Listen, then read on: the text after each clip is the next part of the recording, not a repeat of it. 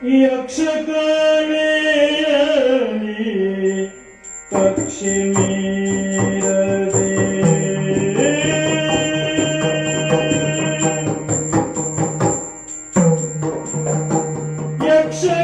ಯಕ್ಷಗಾನೇಯಲಿ ಪಕ್ಷಿ ಮೀರದೆ ನಕ್ಷೆ ಬರೆದಿಗ ಸಜ್ಜನ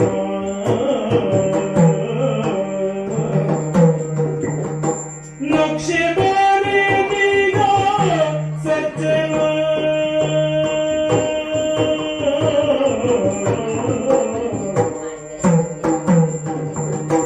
ಅಕ್ಷವಾದಲ್ಲಿ ಎನ್ನುವ ರಕ್ಷೆಯ ಇತ್ತು ನರಸೈ ನರಸಿಂಹ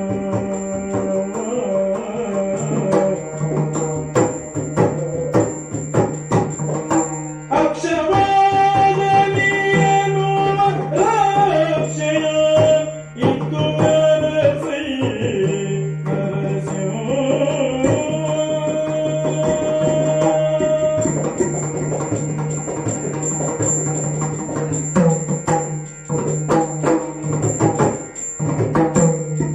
ಅಕ್ಷವಾದಲ್ಲಿ ಎನ್ನುವ ರಕ್ಷೆಯನಿತ್ತು ನರಸೈ ನರಸಿಂಹ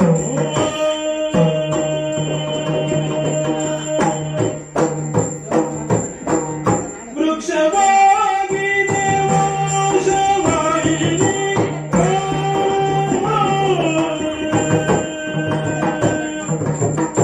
ವೃಕ್ಷವಾಗಿದೆ ವಂಶವಾಹಿನಿ ಲಕ್ಷವಾಗಲಿ ಪಕ್ಷಿ ಕಲರವ ಲಕ್ಷವಾಗಲಿ ಪಕ್ಷಿ ಕಲರವ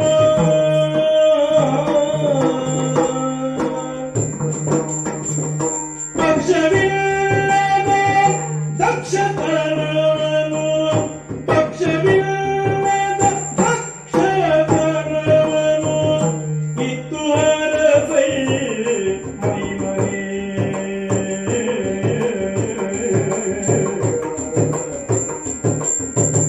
ಪಕ್ಷವಿಲ್ಲದ ದಕ್ಷತನವನು ಇತ್ತು ಹರಸೈ ಮೈಮರೆ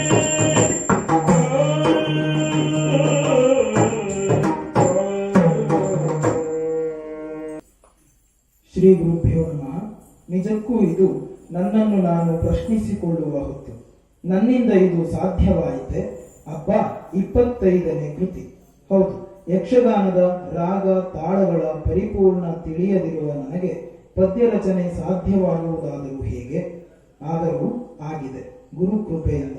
100ಕ್ಕೆ 100 ಸರಿ ಇಲ್ಲದಿರಬಹುದು, ಆದರೆ ಸರಿ ಇರುವುದು ಹಾಗೂ ಸರಿ ಮಾಡಬಹುದಾದದ್ದು ಇದೆ ಎಂಬ ವಿಶ್ವಾಸ ಈಗ ಖಂಡಿತ ಮೂಡಿದೆ. ಇದು ನನ್ನ 25ನೇ ಯಕ್ಷಕೃತಿ. ಈಗಲೂ ನಾನು ಹೇಳಿಕೊಳ್ಳುವುದಿಷ್ಟೇ, ನಾನಿನ್ನೂ ಪ್ರಸಂಗ ಬರೆಯುವುದಕ್ಕೆ ಪರಿಪೂರ್ಣನಲ್ಲ. ಆದರೆ ಗೋವಿನ ಮಹಿಮೆಯೊಂದನ್ನು ತಿಳಿಸುವ ಉದ್ದೇಶ ಮಾತ್ರವೇ ಹೊಂದಿ ಬರೆದಿರುವುದರಿಂದ ನಮ್ಮವರ ಕೂಟಕ್ಕೆ ಇದು ಒಳ್ಳೆಯ ಕೃತಿ. ಆ ಖುಷಿ ನನಗಿದೆ. ವೈಯಕ್ತಿಕ ಖುಷಿಪಟ್ಟು ನಮ್ಮವರು 4 ಜನ ಖುಷಿಪಟ್ಟರೆ ಅದಕ್ಕಿಂತ ಮತ್ತೇನು ಬೇಕು? 97 ಸಂವತ್ಸರ ಬದುಕಿ ಯಕ್ಷಗಾನ ಆರಾಧನೆಯಲ್ಲಿಯೇ ಉಸಿರಿಟ್ಟು ನಮ್ಮ ಯಕ್ಷ ಕಾರ್ಯಗಳಿಗೆ ಪ್ರತ್ಯಕ್ಷ ಪರೋಕ್ಷ ಬೆಂಬಲಿಸಿ ಮಾರ್ಗದರ್ಶನ ನೀಡಿದ್ದ ನರಸಿಂಹಕಕ್ಕ ಅಥವಾ ಚಿಕ್ಕಪ್ಪನಿಗೆ ಈ ಕೃತಿಯನ್ನು ಹೃದಯಪೂರ್ವಕವಾಗಿ ಅರ್ಪಣೆ ಮಾಡುತ್ತಿದ್ದೇನೆ. ಈ ಪ್ರಸಂಗ ರಚನೆಗೆ ನಾಂದಿ ಹಾಡಿದ ಮತ್ತು ನನ್ನ ಪ್ರಸಂಗಗಳ ಹಲವು ಪಾತ್ರಗಳಿಗೆ ಜೀವ ತುಂಬಿ ಅಭಿನಯಿಸಿದ ಅರ್ಥಧಾರಿ ಸಹೋದರ ರವಿಶಂಕರ್ ಭಟ್ ಸಾಗರ, ಪದ್ಯಕ್ಕೆ ರಾಗ ಭಾವನೆ ತುಂಬುವಲ್ಲಿ ಜೊತೆಗಿದ್ದ ನಮ್ಮ ಸುಜನ್ ಗಣೇಶ್ ಸಹೋದರ ಸೂರಿಗೂ ಮತ್ತು ಇಡೀ ನನ್ನ ಕುಟುಂಬ ಹಾಗೂ ವಂಶವಾಹಿನಿ ತಂಡಕ್ಕೆ ಪ್ರೀತಿಯ ನಮನ.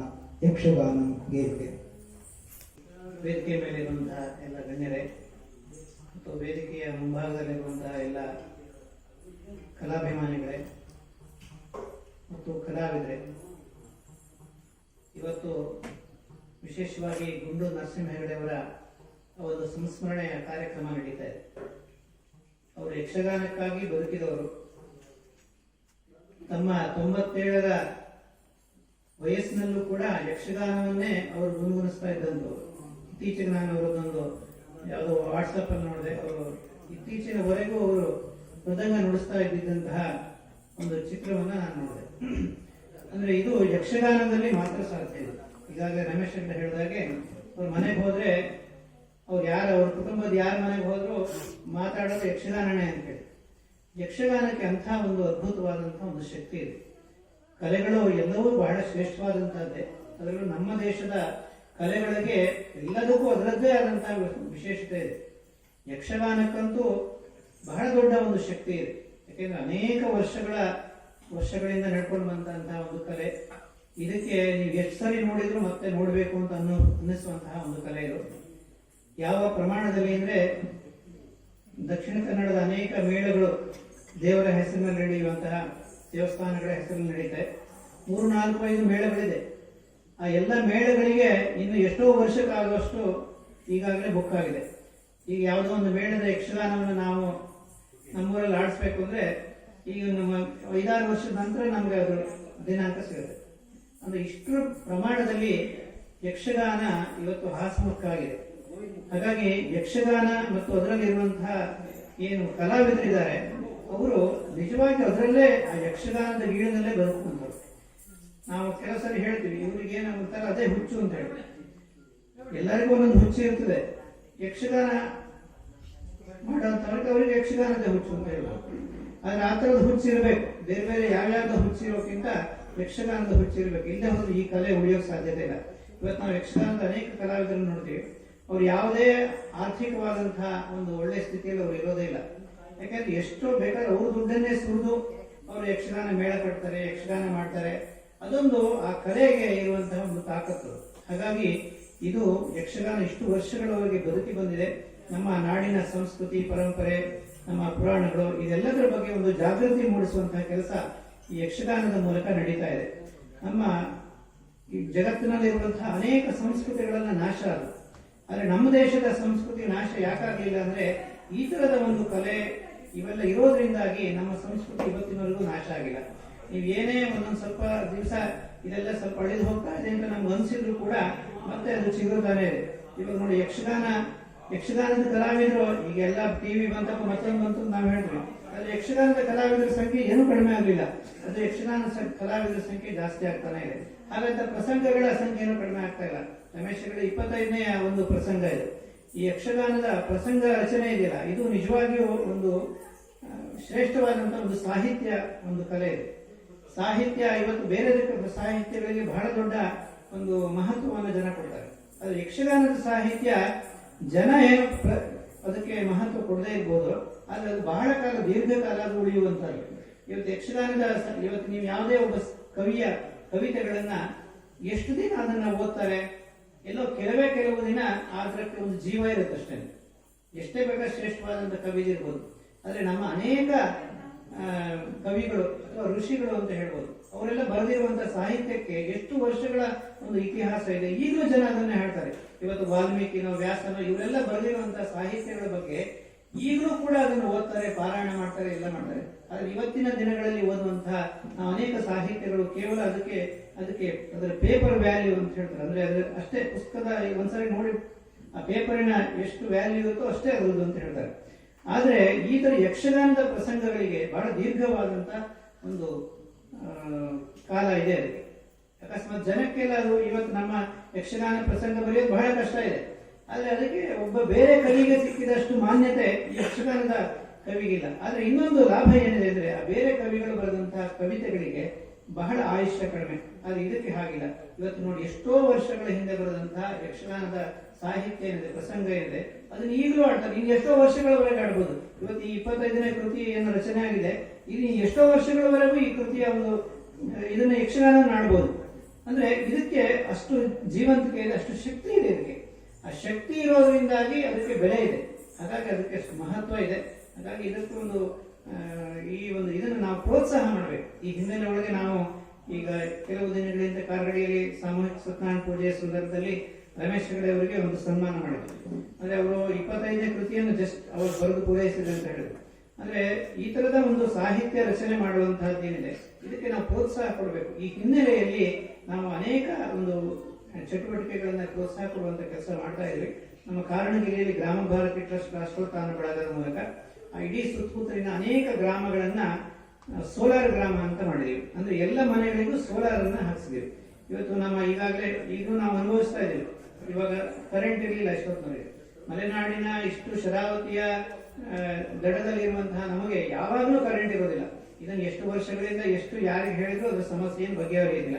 ಆ ಹಿನ್ನೆಲೆ ಒಳಗೆ ನಮ್ಮ ಮಕ್ಕಳಿಗೆ ಓದೋಕೆ ತೊಂದರೆ ಆಗುತ್ತೆ. ಬೇರೆ ಬೇರೆ ಕಾರಣಗಳಿಂದಾಗಿ ಕನಿಷ್ಠ ಒಂದು ಮನೆಗಳಲ್ಲಿ ಒಂದು ಎರಡಾದ್ರೂ ಲೈಟ್, ಬೇರೆ ಎಲ್ಲಾ ಅವಶ್ಯಕತೆಗಳಿದ್ದ ಹಾಗೆನೆ ಇದು ಅತ್ಯಂತ ಕನಿಷ್ಠ ಅವಶ್ಯಕತೆಗಳು ಅನ್ನುವಂತ ಹಿನ್ನೆಲೆ ಒಳಗೆ ಪ್ರತಿ ಮನೆಗೂ 2 ಲೈಟ್ ಅನ್ನ ಹಾಕ್ಸಿದ್ವಿ. ಅದು ವಿಶೇಷವಾಗಿ ಸೆಲ್ಕೋ ಸೋಲಾರ್ನವರ ಮೂಲಕ ನಾವು ಆ ಲೈಟ್ಗಳನ್ನು ಹಾಕ್ಸಿದ್ವಿ.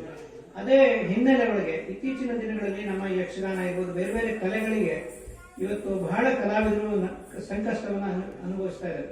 ಯಾಕೆಂದ್ರೆ ಈ ಕೋವಿಡ್ ನ ಕಾರಣದಿಂದಾಗಿ ಯಾವುದೇ ಯಕ್ಷಗಾನಗಳು ನಡೆಯೋದಿಲ್ಲ, ಏನು ನಡೆಯೋದಿಲ್ಲ. ಇದರ ಕಾರಣದಿಂದಾಗಿ ಕಲಾವಿದರು ಬಹಳ ಸಂಕಷ್ಟದಲ್ಲಿದ್ದಾರೆ.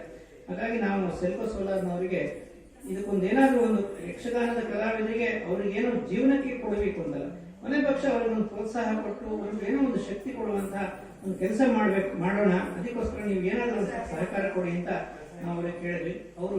ಅವರ CSR ಕಾರ್ಯಕ್ರಮದಲ್ಲಿ ಈ ತರದ ಇದನ್ನ ಕೊಡಬೇಕು ಅಂತ ಹೇಳುವಂತಹ ಅದರ ಮೂಲಕ ಯಕ್ಷಗಾನದ ಕಲಾವಿದರಿಗೆ ಜಸ್ಟ್ ಒಂದು ಪ್ರೋತ್ಸಾಹ ಕೊಡುವಂತಹ ಒಂದು ಕಾರ್ಯಕ್ರಮ, ಅದನ್ನ ಈ ತಿಂಗಳ ಒಳಗಡೆ ಮಾಡಿ ಮುಗಿಸಬೇಕು ಅಂತ ಹೇಳಿದ್ರು. ನಮ್ಮ ಗ್ರಾಮ ಭಾರತಿ ಟ್ರಸ್ಟಿನ ಮೂಲಕ ಅವರು ಈ ಕಾರ್ಯಕ್ರಮವನ್ನ ನಡೆಸ್ತಾ ಇದ್ದಾರೆ. ನಾವು ಬೇರೆ ಬೇರೆ ಕಡೆಗಳಲ್ಲಿ ಈಗಾಗಲೇ 2-3 ಯಕ್ಷಗಾನಗಳು ನಡೆದವು. ಭರತನಾಟ್ಯದ ಕಾರ್ಯಕ್ರಮ ನಿಮ್ಮ ಇದೇ ಸಂವರ್ಧಿನಿ ಭರತನಾಟ್ಯ ಕೇಂದ್ರ ಮಾರುತಿಪುರದವರದೇ ನಾವು ಅಲ್ಲೊಂದು ಭರತನಾಟ್ಯ ಕಾರ್ಯಕ್ರಮವನ್ನು ನಡೆಸಿದ್ವಿ. ಇನ್ನು ಬೇರೆ ಬೇರೆ ಕಾರ್ಯಕ್ರಮಗಳು ಈ ತಿಂಗಳಲ್ಲಿ ಆಗೋದಿದೆ. ಇದರ ಮೂಲಕ ಕಲಾವಿದರಿಗೆ ಒಂದು ಸಣ್ಣ ಪ್ರೋತ್ಸಾಹ ಕೊಡುವಂತಹ ಒಂದು ಕಾರ್ಯಕ್ರಮವನ್ನು ಮಾಡ್ತಾ ಇದ್ವಿ. ಅದಕ್ಕೆ ನಾನು ಸೆಲ್ಕೋದವರಿಗೆ ಕೃತಜ್ಞತೆಗಳನ್ನ ಸಲ್ಲಿಸ್ತೀನಿ. ಮತ್ತು ಈ ಒಂದು ಕಲೆ ಇದು ಬೆಳೆಯೋದಕ್ಕೆ ನಿಮ್ಮೆಲ್ಲರ ಸಹಕಾರ ಬಹಳ ಮುಖ್ಯ. ಅದು ಇನ್ನಷ್ಟು ಬೆಳಗಲಿ ಅಂತೇಳಿ ಹಾರೈಸ್ತಾ, ವಿಶೇಷವಾಗಿ ಗುಂಡೂರು ನರಸಿಂಹ ಹೆಗಡೆ ಅವರಿಗೆ ಈ ಯಕ್ಷಗಾನದ ಮೂಲಕವೇ ಒಂದು ಶ್ರದ್ಧಾಂಜಲಿಯನ್ನು ಸಲ್ಲಿಸತಕ್ಕಂಥದ್ದು ಬಹಳ ಪ್ರಸ್ತುತ ಮತ್ತು ಬಹಳ ಮಹತ್ವ ಅಂತ ನನಗೆ ಅನಿಸುತ್ತೆ. ಯಾಕಂದ್ರೆ ಇವತ್ತು ನಾವು ಅನೇಕ ಮಹಾಪುರುಷರನ್ನ ಅವರಿಗೆ ಶ್ರದ್ಧಾಂಜಲಿ ಅಂತ ಸಲ್ಲಿಸ್ತೀವಿ. ಕೇವಲ ಅವರ ಗುಣಗಾನ ಮಾಡಿ ಅವರು ಹೇಳಿರುವಂತಹ ಅವರ ಜೀವನದ ಯಾವ ಮೌಲ್ಯಗಳನ್ನು ನಾವು ಅದನ್ನ ತಿರಸ್ಕಾರ ಮಾಡ್ತಾ ಅವ್ರು ಹೇಳಿದ್ದಕ್ಕೆಲ್ಲ ವಿರುದ್ಧವಾಗಿ ಹೇಳಿಕೊಂಡು ಕೇವಲ ಬಾಯಿ ಮಾತಿನಲ್ಲಿ ಶ್ರದ್ಧಾಂಜಲಿಯನ್ನು ಸಲ್ಲಿಸ್ತೀವಿ. ಆದರೆ ಇವತ್ತು ನರಸಿಂಹ ಹೆಗಡೆ ಅವರು ಯಾವ ಯಕ್ಷಗಾನಕ್ಕೋಸ್ಕರವಾಗಿ ಇಷ್ಟು ವರ್ಷ ಅವರು ಕೆಲಸ ಮಾಡಿದ್ರು, ಅದೇ ಯಕ್ಷಗಾನದ ಮೂಲಕ ಅವರಿಗೆ ಸಲ್ಲಿಸ್ತಕ್ಕಂಥ ಈ ಒಂದು ಶ್ರದ್ಧಾಂಜಲಿ ಅತ್ಯಂತ ಮಹತ್ವಪೂರ್ಣ. ಆ ಹಿನ್ನೆಲೆಯಲ್ಲಿ ಈ ಒಂದು ವಂಶವಾಹಿನಿ ಯಕ್ಷಮೇಳ ಇದು ಇನ್ನಷ್ಟು ಚೆನ್ನಾಗಿ ಬೆಳಗಲಿ, ಇನ್ನಷ್ಟು ತುಂಬಾ ಕೃತಿಗಳು ರಮೇಶ್ ಹೆಗಡೆ ಅವರಿಂದ ಹೊರಬರಲಿ ಮತ್ತು ಯಕ್ಷಗಾನ ಇನ್ನಷ್ಟು ಚೆನ್ನಾಗಾಗ್ಲಿ. ಯಾಕೆಂದ್ರೆ ಇಲ್ಲಿ ಇರುವಂತಹ ಅನೇಕ ಪ್ರತಿಭೆಗಳು ಇದು ಹೊರಗಡೆ ಬರಬೇಕು. ನಮ್ಮ ನಾಡಿನಲ್ಲಿ ತುಂಬಾ ಅತ್ಯಂತ ಪ್ರತಿಭೆಗಳು ಬಹಳ ಪ್ರತಿಭಾನ್ವಿತರೆಲ್ಲ ಇದ್ದಾರೆ. ಆದರೆ ಅವರಿಗೆ ಸರಿಯಾದ ಒಂದು ವೇದಿಕೆಗಳು ಕೂಡ ಸಿಗಬೇಕಾಗಿದೆ. ನನಗೆ ಸೃಜನ್ ಹೆಗಡೆ ಇಷ್ಟನೇ ಪದ್ಯ ಹೇಳ್ತಾರೆ ನನಗೆ ಮೊದಲೇನು ಗೊತ್ತಿರಲಿಲ್ಲ. ನಾವು ಈ ವರ್ಷ ಅವ್ರದ್ದೊಂದು ತಳಮದ್ದೆ ಮಾಡಿಸಿದ್ವಿ ಕಾರ್ಗಳಲ್ಲಿ. ನಾನು ಫಸ್ಟ್ ಅವ್ರದ್ದು ಇದನ್ನು ಕೇಳಿರುವಂತದ್ದು. ಹಾಗಾಗಿ ಇಷ್ಟಿಷ್ಟು ಒಳ್ಳೊಳ್ಳೆ ಪ್ರತಿಭೆಗಳು ಇದ್ದಾರೆ ಅಂತಂದ್ರೆ ಅದಕ್ಕೆ ಅವರಿಗೆ ಅವಕಾಶವೂ ಸಿಗಬೇಕು ಮತ್ತು ಆ ಪ್ರತಿಭೆಯನ್ನು ಗುರುತಿಸುವಂತಹ ಒಂದು ಕೆಲಸ ಆಗಬೇಕು. ಆ ಹಿನ್ನೆಲೆ ಒಳಗೆ ಈ ಕಾರ್ಯಕ್ರಮ ಅತ್ಯಂತ ಒಂದು ಸಮಯೋಚಿತ ಅಂತ ಹೇಳಿ ಹೇಳ್ತಾ, ಈ ಒಂದು ಕಾರ್ಯಕ್ರಮದಲ್ಲಿ ಭಾಗವಹಿಸಿ ಈ ರಮೇಶ್ ಹೆಗಡೆ ಅವರ ಈ ಕೃತಿಯನ್ನು ಬಿಡುಗಡೆ ಮಾಡುವುದಕ್ಕೆ ಅವಕಾಶ ಮಾಡಿಕೊಟ್ಟಿದ್ದಕ್ಕಾಗಿ ರಮೇಶ್ ಹೆಗಡೆಗೆ ಮತ್ತು ಈ ಒಂದು ವಂಶವಾಹಿನಿ ಯಕ್ಷಮೇಳದವರಿಗೆ ಹಾಗೂ ವಿಶೇಷವಾಗಿ ತಮ್ಮೆಲ್ಲರಿಗೂ ಕೂಡ ಹೃತ್ಪೂರ್ವಕವಾದಂತಹ ವಂದನೆಗಳನ್ನು ಸಲ್ಲಿಸಿ ನನ್ನ ಮಾತುಗಳನ್ನು ಮುಗಿಸ್ತೀನಿ. ನಮಸ್ಕಾರ.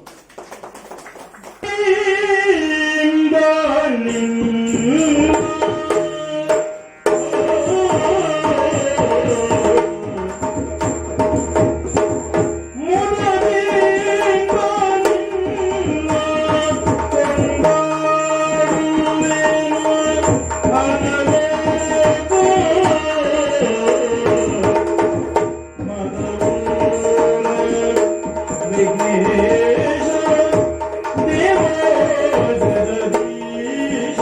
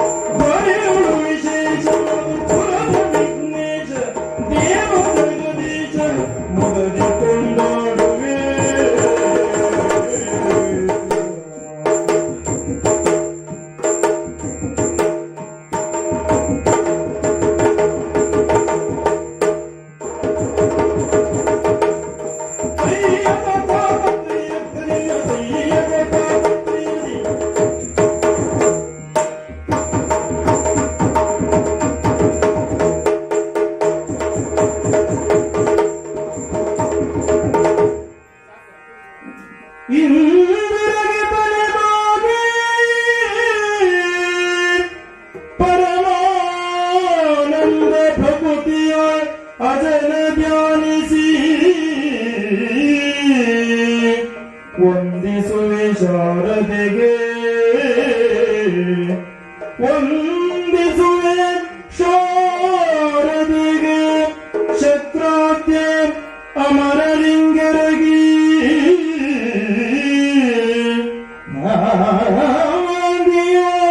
ವರವ್ಯಾಸ ಮುನಿ ಪದತ್ವೊಂದು ಕಾನಕನಾಗಿ ಕವಿಗಳ ಸೋದನಿಗೆ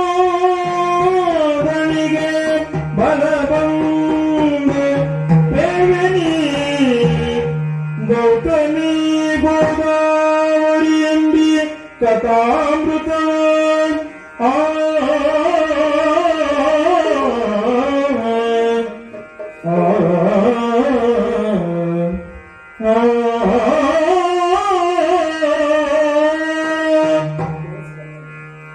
ಕವಿಗಳ ಸಂದರಿಗೆ ಬರುವುದರಲ್ಲಿ ಕಥಾಮೃತ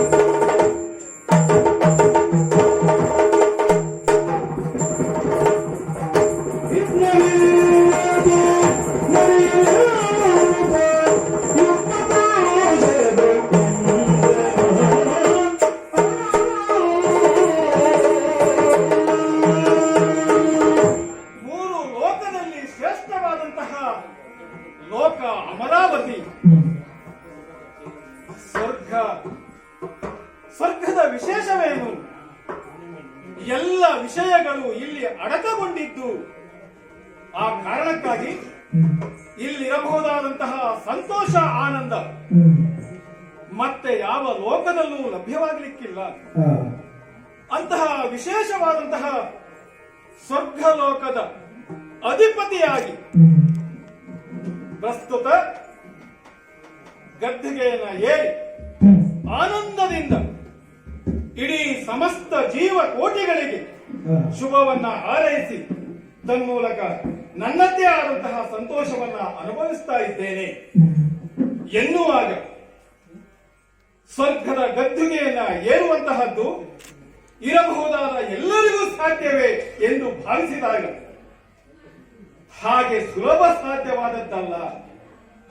ವಿಶೇಷವಾದ ತಪವನ್ನು ವಿಶೇಷವಾದಂತಹ ಸಾಧನೆಯನ್ನು ಮಾಡಿದವರಿಗೆ ಮಾತ್ರ ಅಂತಹ ವಿಶಿಷ್ಟತೆಯ ಸ್ಥಾನ ಲಭ್ಯವಾಗ್ತದೆ ಎನ್ನುವುದನ್ನ ಲೋಕದಲ್ಲಿ ಮಾತ್ರ ಆಡುವಂತಹ ವ್ಯಕ್ತಿಗಳು ಅವಲೋಕಿಸಿಕೊಳ್ಳಬೇಕು. ನನ್ನ ಕುರಿತಾಗಿ ಆಡುವವರು ಅಥವಾ ನನ್ನ ಕುರಿತಾಗಿ ಸ್ವರ್ಗಾಧಿಪತಿಯಾದಂತಹ ದೇವೇಂದ್ರನ ಕುರಿತಾಗಿ ಕುಹಕವನ್ನ ಆಡುವವರು, ಆಗಾಗ ಅಸೂಹೆಯಿಂದ ದಂಡೆತ್ತಿ ಬರುವಂತವರು ಇದ್ದಾರೆ. ಅವರನ್ನೆಲ್ಲ ಅಸುರರು ಎಂಬುದಾಗಿ ನಾವು ಭಾವಿಸೋಣ. ಹಾಗೆ ಅದೆಷ್ಟೋ ಕಾಲ ತಪಸ್ಸನ್ನು ಆಚರಿಸಿ ತನ್ಮೂಲಕ ಈ ಸ್ಥಾನವನ್ನ ಗಳಿಸಿಕೊಂಡಿದ್ದೇನೆ ಎನ್ನುವಾಗ ಅತ್ಯಂತ ಸಂತೋಷವಾಗಿ ನಾನು ಲೋಕದ ಚಿಂತನೆಯನ್ನ ಮಾಡುತ್ತಿರುವಂತಹ ಸನ್ನಿವೇಶ ವಿಷಯವೊಂದು ಬಂತಲ್ಲ. ಏನದು? ಬ್ರಹ್ಮನ ಮಾನಸ ಪುತ್ರಿಯಾಗಿರಬಹುದಾದಂತಹ ಅಹಲ್ಯೆ ಒಂದಷ್ಟು ಕಾಲ ಈ ದೇವಲೋಕದಲ್ಲಿಯೇ ಆಕೆ ತನ್ನ ಬಾಲ್ಯವನ್ನ ಕಳೆದವಳು ಎಂಬುದನ್ನು ತಿಳಿದವ.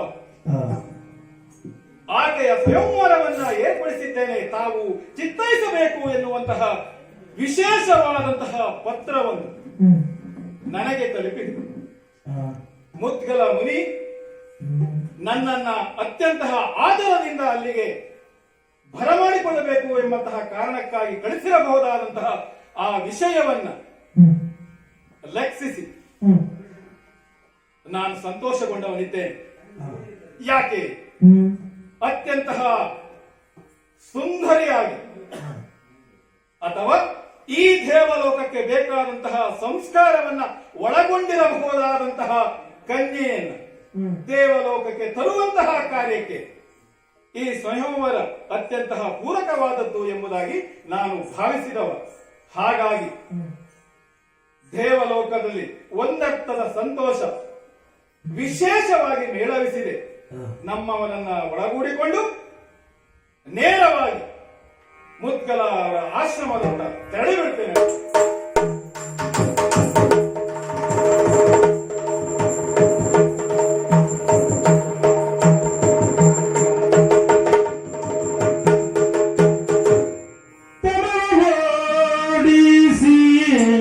ಸಮದ ಬಾಳನೆ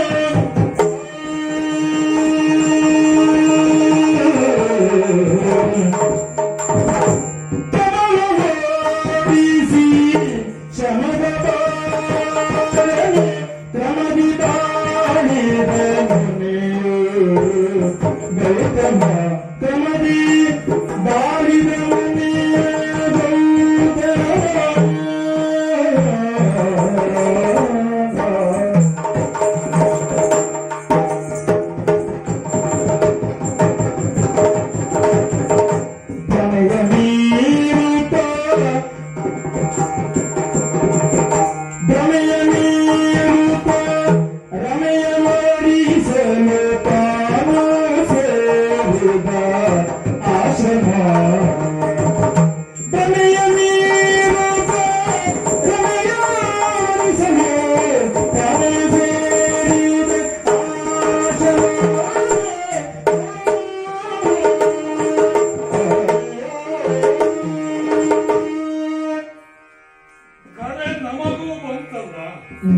ಗೌತಮಾಶ್ರಮಕ್ಕೂ ಈ ಒಂದು ಕರೆ ಬಂದಿದೆ. ಕರೆ ಕಳುಹಿದವರು ಯಾರು ಅಂತ ನೋಡಿದರೆ ಮುದ್ಗಲ ಮಹಾಮುನಿಗಳು ಕೇವಲ ಬಿದ್ದ ಕಾಲುಗಳನ್ನೇ ಹೆರುಕುವುದರ ಮೂಲಕವಾಗಿ ಅತಿಥಿ ಸತ್ಕಾರವನ್ನು ಮಾಡಿ ಪುಣ್ಯ ವಿಶೇಷವನ್ನು ಗಳಿಸಿದವರು.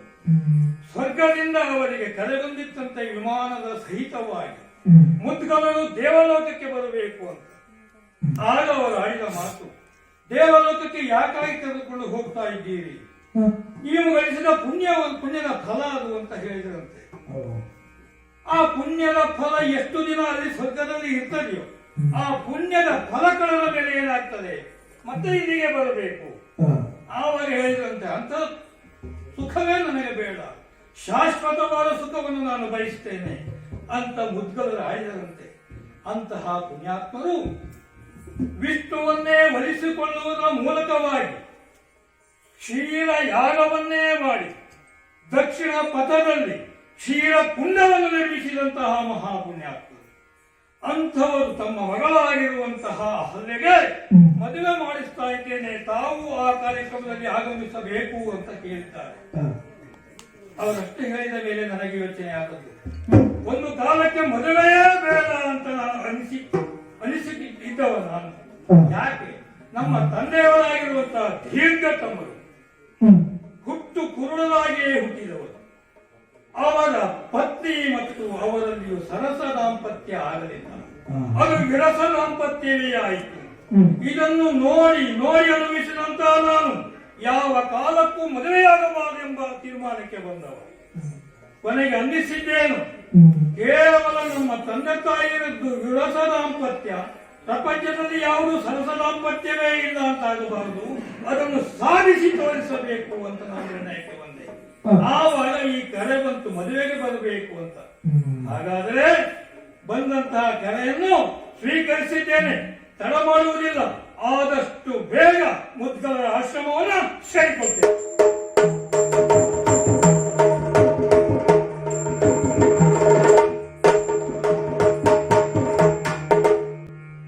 ಚಂದ ಕನಸನು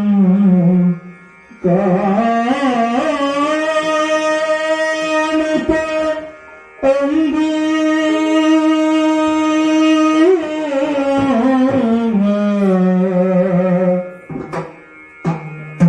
ಚಂದ ಕನಸನು ಕಾಣುತ್ತ ಅಂದರಿಂದಲೇ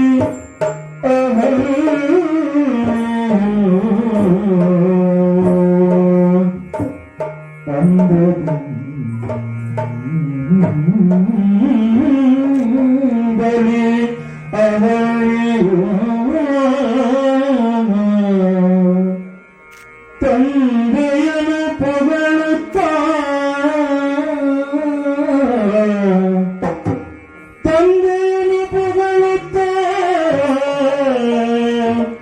ನಿಂದು ವೀಕ್ಷಿಸಿ ಸಂತಸಗೊಂಡು ತಂದೆಯನು ಪೊಗಳುತ್ತನೆಂದು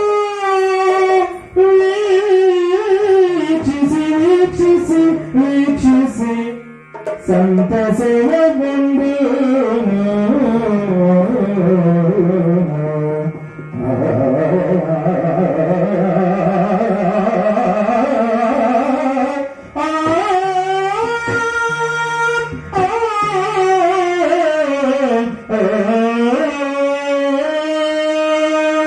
ಜನಕಯೇನೆಗೆ ಲಗ್ನಗೈರ ಮಾಡು ಸೇವರೇ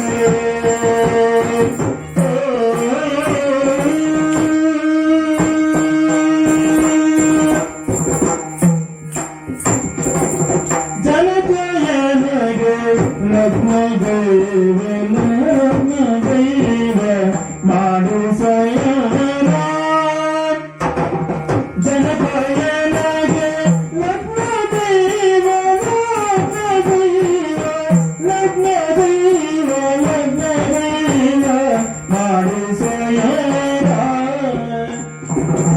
ಜನಕಯೇನೆಗೆ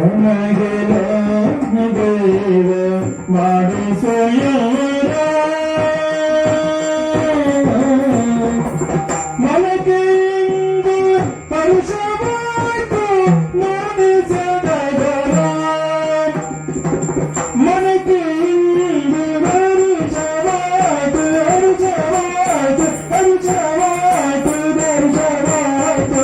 ನುಡಿಸದಗರ ಆಟ ಮಾಡಸಯೋರ ನೋಡಿ ನೋಡಿ ಸಡಗರ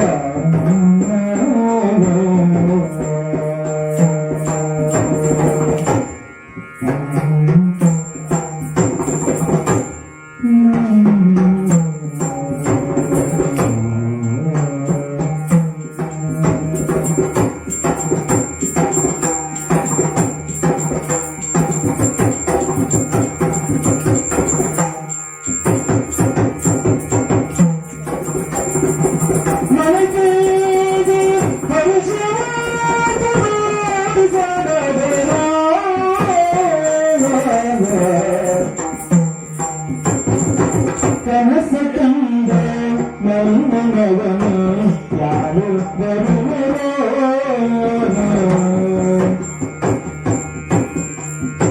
ಕನಸ ಕಂಡ ನಲ್ಲನವನು ನಲ್ಲನವನು ನಲ್ಲನವನು ಯಾರು ಬರುವರೋ ನನ್ನ ಯಾರು ಬರುವರೋ ಮನಸ್ಸನಿತ್ತು ಒಳ್ಳೆಯನಗೆ ಪರಿಸೈದುರುವನು ಮನವನಿತ್ತು ಒಳ್ಳೆಯನಗೆ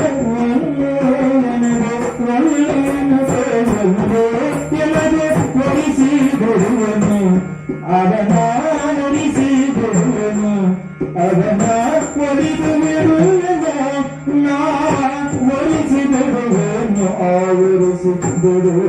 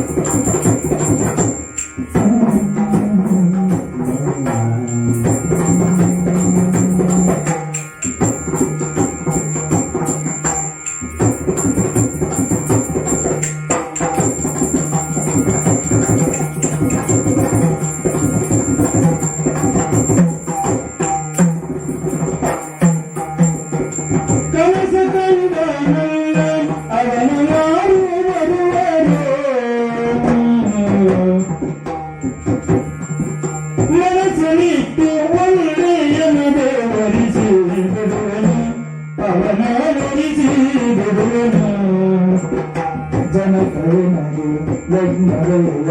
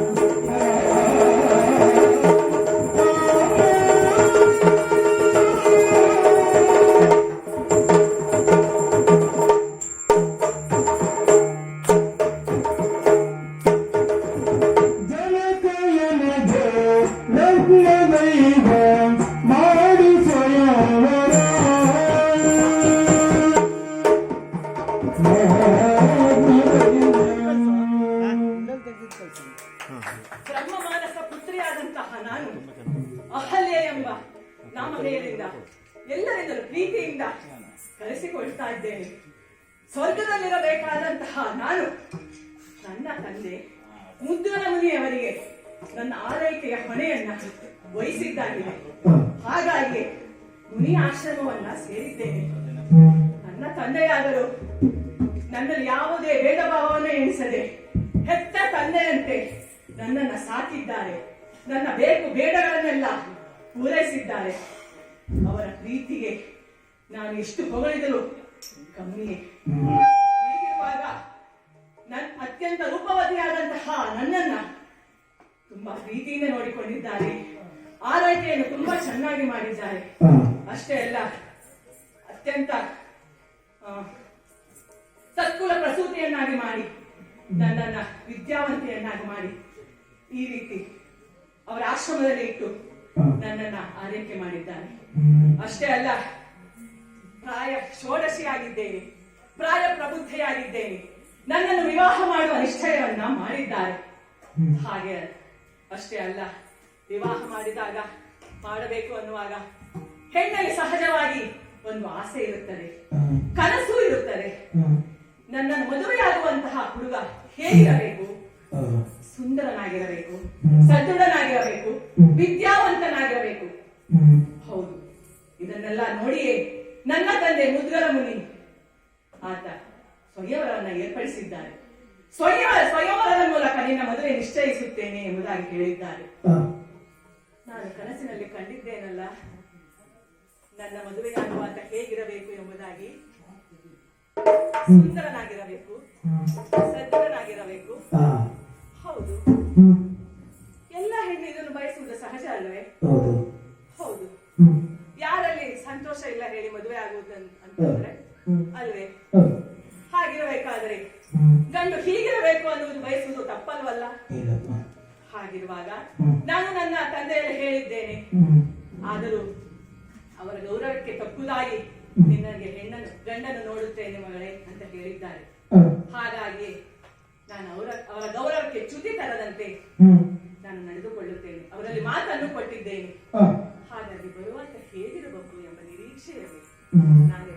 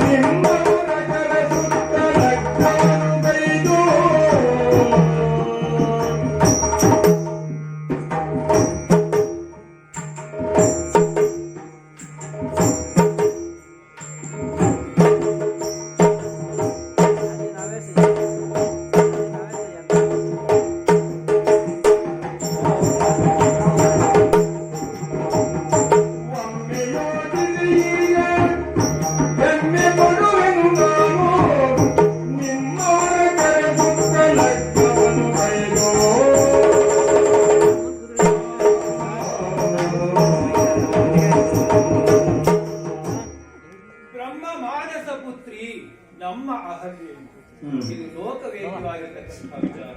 ಹ್ಮ್ ನಾನು ಹೆಮ್ಮೆ ಪಡ್ತೇನೆ, ಸಂತೋಷ ಪಡ್ತೇನೆ. ಯಾಕೆ?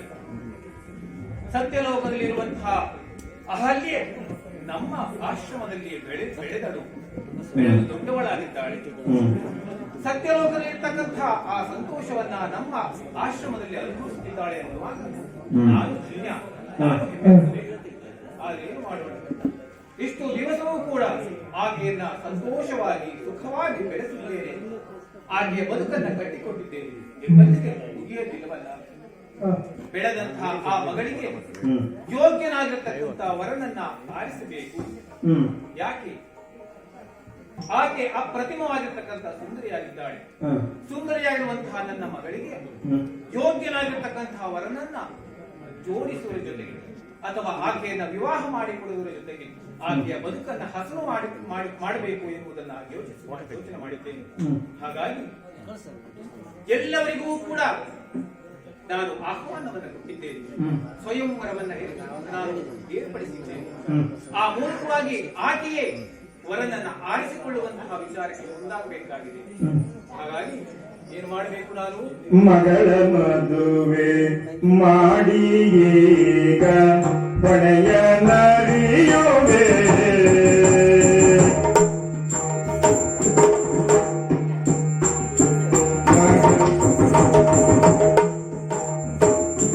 ಮಗಳ ಮದುವೆ ಮಾಡಿ ಈಗ ಪಡೆಯ ನರಿಯುವೆ.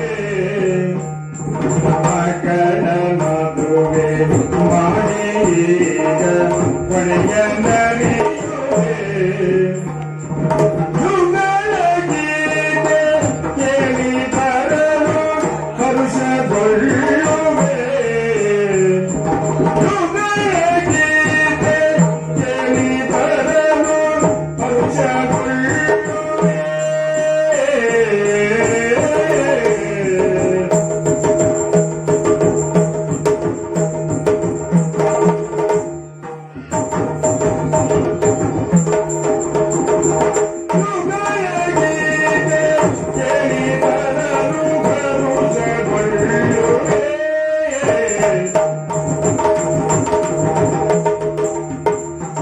ಜಗಳವಿಲ್ಲ ತಂದೆ ಮೋನೆ ವರನ ಕರೆಸಿದೆ.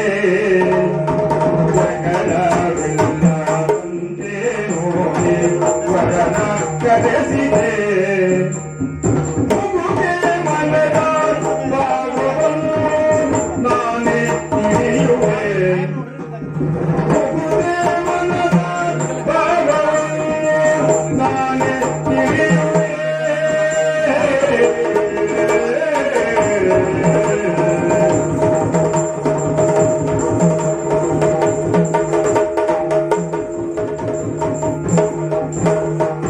ಜಗಳವಿಲ್ಲ ತಂದೆ ನೋಡಿ ಮನದ ಕರೆಸಿದೆ. ಮುಗುದೆ ಮನದ ಭಾವವನ್ನು ನಾನೇ ತಿಳಿಯುವೆ.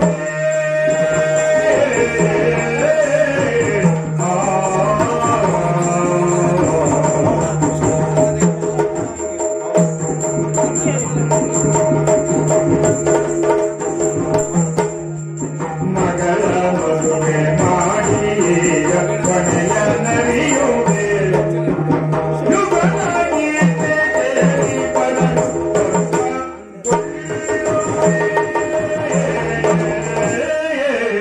ಮದುವೆಯನ್ನ ಮಾಡಬೇಕು ಅಂತ ಮುಂದಾಗಿದ್ದೇನೆ. ಹಾಗೆ ಮದುವೆ ಮಾಡ್ಲಿಕ್ಕೆ ಆಗ್ತದೆಯೋ? ಇಲ್ಲ.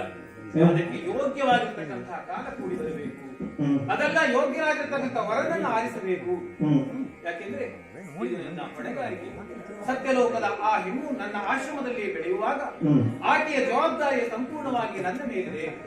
ಹಾಗಾಗಿ ಆ ಹೊಣೆಯನ್ನು ಅರಿತು ನಾನು ವ್ಯವಹಾರ ಮಾಡಬೇಕಾಗಿದೆ.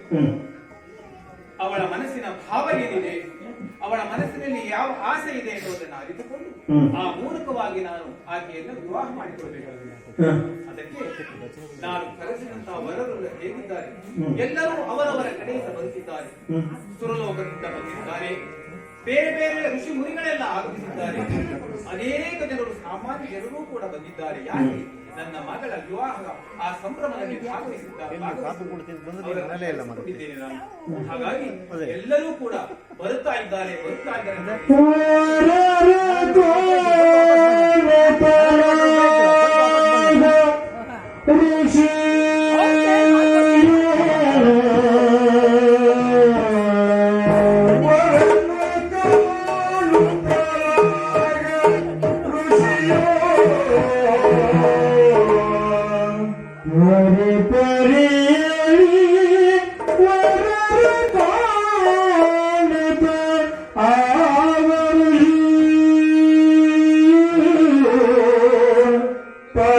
ಪರಿಯಲಿ ಉಪಚರಿಸಿ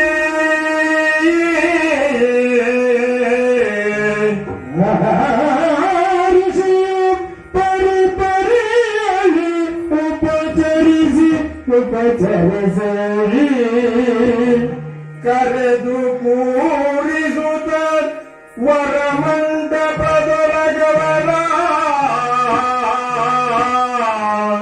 ಕರೆದು ಕೂರಿಸುತ್ತ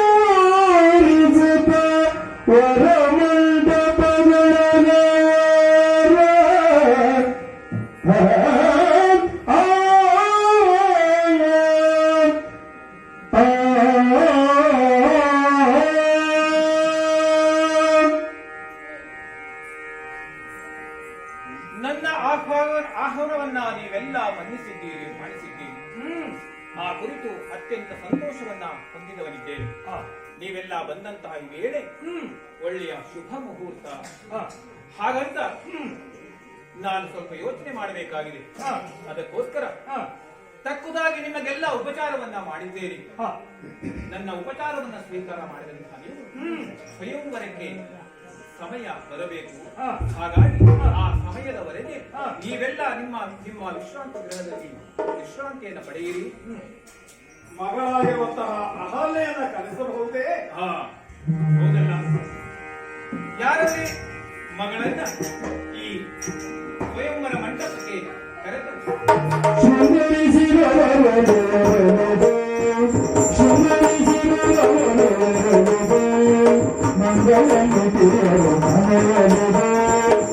Thank you.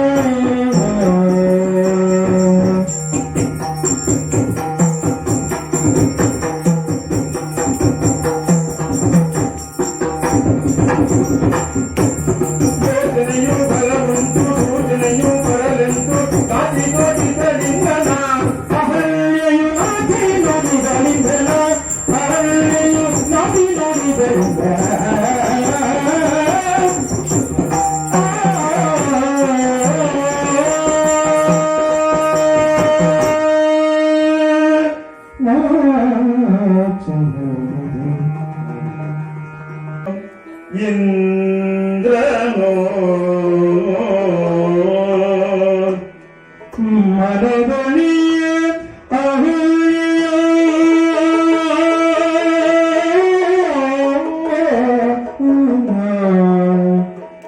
ಮನದಣಿಯೇ ಅಹಲ್ಯ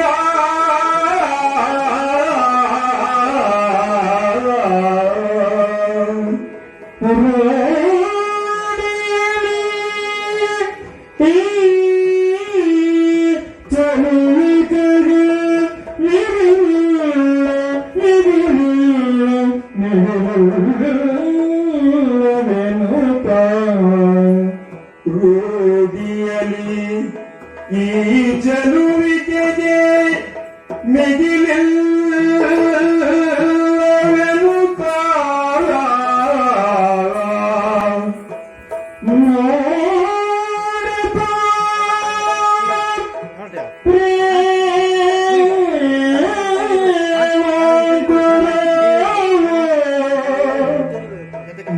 ಮೋಡಿತು ಪ್ರೇಮಾಂಕುರವು ಒಲವಿನಲೇ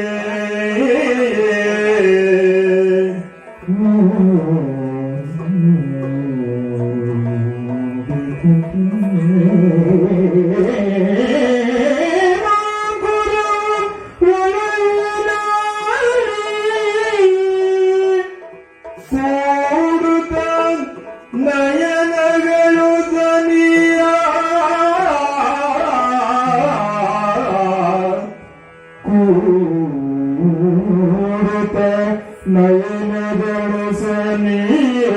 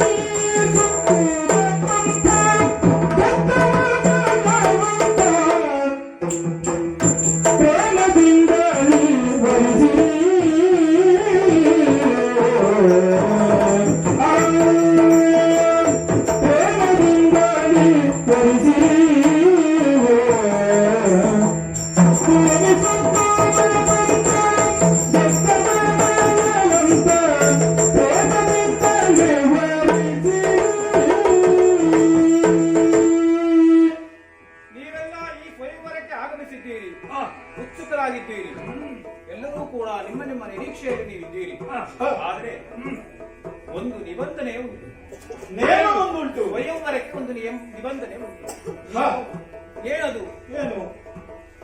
ಈ ಭೂ ಪ್ರದಕ್ಷಿಣೆಯನ್ನ ಯಾರು ಮಾಡ್ತಾರೋ ಅಂಥವರು ಯೋಗ್ಯರು ಅಂತ ನಾನು ತೀರ್ಮಾನ ಮಾಡಿದ್ದೇನೆ. ಲೋಕ ಪ್ರದಕ್ಷಿಣೆಯನ್ನ ಪ್ರಥಮವಾಗಿ ಯಾರು ಮಾಡಿ ಬರ್ತಾರೋ ಅಂಥವರು ಪ್ರೇಮದಿಂದಲೇ ನನ್ನ ಮಗಳನ್ನ ವಿವಾಹ ಮಾಡಿಕೊಳ್ಳಲು ಯೋಗ್ಯರಾಗಿದ್ದಾರೆ. ನೇಮವನು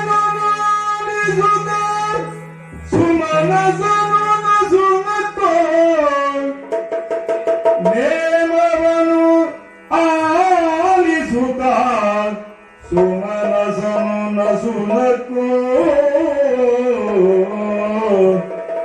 ಸಮವಿಹುದು ಎನ್ನುತ್ತಲೇ ಸಮವಿಹುದು ಎನ್ನುತ್ತಲೇ ಭೂಮಂಡಲವ ಸುತ್ತಲೂ ಹೊರಟ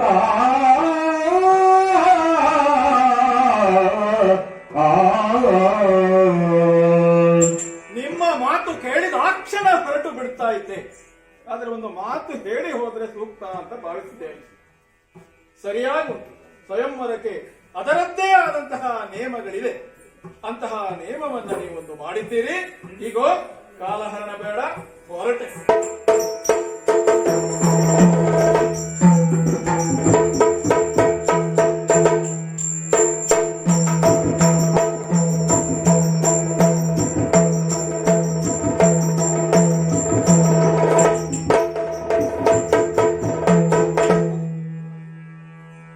ಕೆಲವೊಮ್ಮೆ ಪ್ರತಿಷ್ಠಿತರಿಗೆ ಆಗುವಂತಹ ಅನಿವಾರ್ಯತೆ ಇದೆ. ಏನು ಮಾಡೋಣ ಹೇಳಿ? ಸ್ವಯಂವರಕ್ಕೆ ಬರುವಾಗ ಸ್ವರ್ಗಾಧಿಪತಿಯ ಪ್ರತಿಷ್ಠೆ ಇರಲಿ ಎನ್ನುವಂತಹ ಕಾರಣಕ್ಕಾಗಿ ಇರಬಹುದಾದ ನನ್ನ ಹಸಿರು ಕುದುರೆ ಹುಚ್ಚಶ್ವ ಅದನ್ನ ಹೊರತುಪಡಿಸಿ ಐರಾವತವನ್ನ ಏರಿ ಬಂದವನ ಮುದ್ಗಲ ಮನಿ ನೇಮವನ್ನ ಹೇಳುವಾಗ ಭೂ ಪ್ರದಕ್ಷಿಣೆ ವಿಶೇಷ ಅಲ್ಲ ಅಂತ ಹೊರಟೆ. ಇತ್ತ ಬಂದು ನನ್ನ ವಾಹನವನ್ನ ನೋಡುವಾಗ ಆಗ ಒಮ್ಮೆಲೆ ಗಾಬರಿಯಾದದ್ದು. ಆದರೆ ಏನು, ಕೆಲವಷ್ಟು ಜನಕ್ಕೆ ಹೀಗೆ ಆಗ್ತದೆ. ಯಾವ ಕಾಲಕ್ಕೆ ಎಲ್ಲಿಗೆ ಯಾವ ವಾಹನವನ್ನ ತೆಗೆದುಕೊಂಡು ಹೋದ್ರೆ ಸೂಕ್ತ ಎಂಬ ಅರಿವಿಲ್ಲದಿದ್ರೆ ಈ ರೀತಿಯಾದಂತಹ ಸಂದಿಗ್ಧತೆ ಒದಗ್ತದೆ. ಛೇ, ಆ ಕುರಿತು ಯೋಚನೆ ಮಾಡುವುದಿಲ್ಲ. ಐರಾವತವನ್ನ ಏರಿದ್ದೇನೆ. ಯಾವ ಆತ್ಮವಿಶ್ವಾಸ ಇದೆ? ಅಲ್ಲಿ ಬಂದವರನ್ನ ನೋಡಿದೆ. ಲೋಕ ಪ್ರದಕ್ಷಿಣೆಯನ್ನ ಮಾಡಬೇಕು ಎನ್ನುವಾಗ ಬಂದಂತಹ ಅನೇಕರು ನಿರಾಸಕ್ತಿಯಿಂದ ಮುಖವನ್ನ ಕೆಳಗೆ ಮಾಡಿ ಮತ್ತೆ ಹೊರಟು. ಇನ್ನು ಕೆಲವು ಬ್ರಾಹ್ಮಣರು ತಮ್ಮ ನಡಿಗೆಯನ್ನ ಪ್ರಾರಂಭ ಮಾಡಿದಂತೆ ತೋರಿತು. ಅವರಿಂದ ಎಷ್ಟು ದೂರ ನಡೆದಾರು ಬೇಡ, ಇನ್ನೊಂದೆಡೆ ಎಲ್ಲೋ ಕಾರ್ಯಕ್ರಮವೋ ಅಥವಾ ಊಟಕ್ಕೆ ಪೂರಕವಾದಂತಹ ಆಹ್ವಾನವೋ ಬಂದ್ರೆ ಮತ್ತೆ ಅಲ್ಲಿಯೇ ಇರ್ತಾರೆ. ಹಾಗಾಗಿ ಆ ಕುರಿತು ಚಿಂತೆ ಮಾಡುವುದಿಲ್ಲ. ಮತ್ತೆ ಐರಾವತನ ಏರಿ ಮುಂದೆ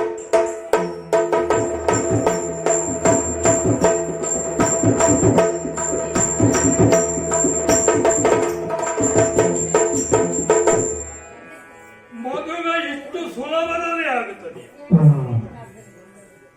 ಮದುವೆಯ ಬಗ್ಗೆ ನಿರಾಸಕ್ತಿಯನ್ನು ಹೊಂದಿದಂತಹ ಈ ಗೌತಮ ಸ್ವಯಂವರಕ್ಕೆ ಬಂದದ್ದು ಹೌದಾದರೂ ಸ್ವಯಂವರದಲ್ಲಿ ನಡೆದ ಘಟನೆಗಳನ್ನು ನೋಡಿದರೆ ಸ್ವಯಂವರದ ನಿಯಮವೇ ಬದಲಾಯಿಸಿದರು. ಯಾರು ಭೂಮಿಯನ್ನು ಅತಿ ಶೀಘ್ರವಾಗಿ ಮಾಡಿಕೊಂಡು ಬರ್ತಾರೋ ಅವರಿಗೆ ಮಗಳನ್ನು ದಾರೆ ಎರೆದು ಕೊಡುವುದಲ್ಲ. ಇಂದ್ರಾದಿಗಳು ಬಂದಿದ್ದಾರೆ.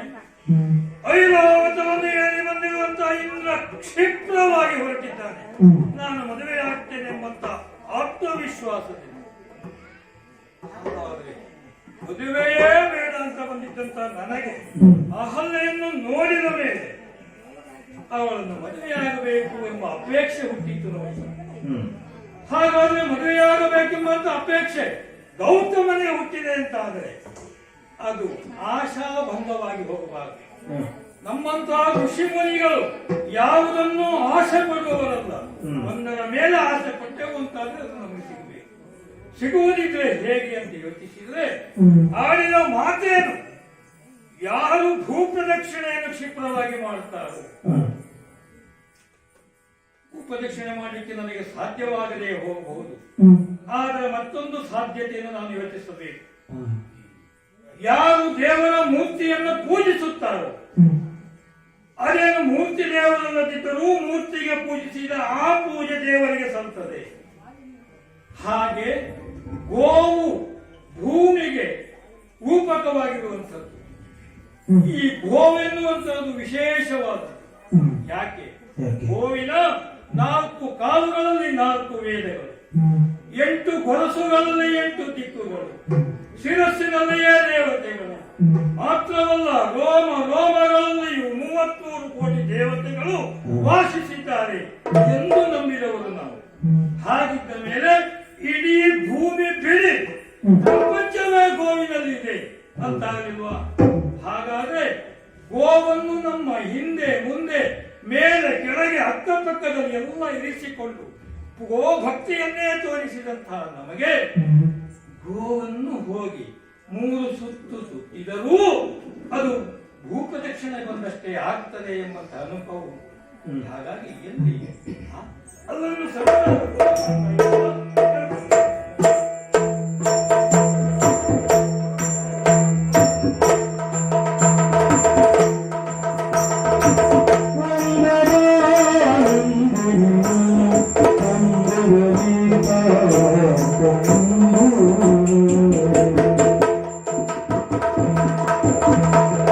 ಸಣ್ಣದಾಗಿರುವಂತಹ ಗೋವು ಇದು ಚುಕ್ಕಿ ಗೋವು.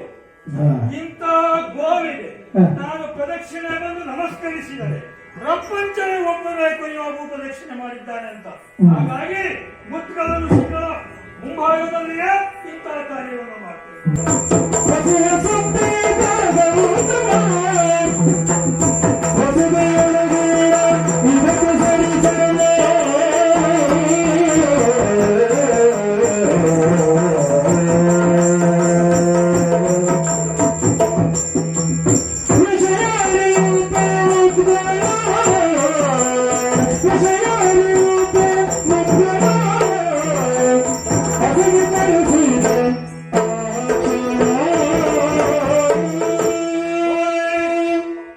ನೀವು ಹೇಳಿದಂತೆ ಗೋ ಪ್ರದಕ್ಷಿಣೆಯ ಮೂಲಕವಾಗಿ ಭೂ ಪ್ರದಕ್ಷಿಣೆಯನ್ನಗೈದು ನೀವು ನೀಡಿದಂತಹ ನಿಯಮವನ್ನು ಈ ಗೌತಮ ಪೂರೈಸಿದೆ. ಸಂತೋಷವಾಯಿತು.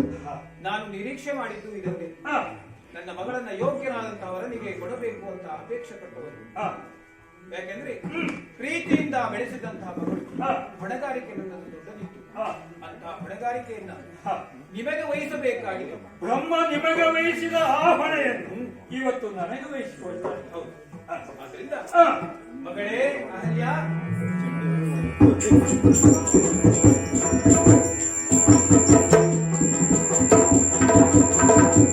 ನಾನು ಏನು ನಿರೀಕ್ಷೆ ಮಾಡಿದ್ದೇನೋ ಅದು ಒಂದು ನೆರವೇರಿತು ಮಗಳೇ. ಹಾಗಾಗಿ ಈಗ ಈ ಗೌತಮ ಮುನಿಯನ್ನ ವಿವಾಹ ಮಾಡುವುದರ ಜೊತೆಗೆ ನನ್ನ ಮನಸ್ಸಿನ ಆಸೆಯನ್ನು ನನಗೆ ಈಡೇರಿಸಿ. ಹಾಗಾಗಿ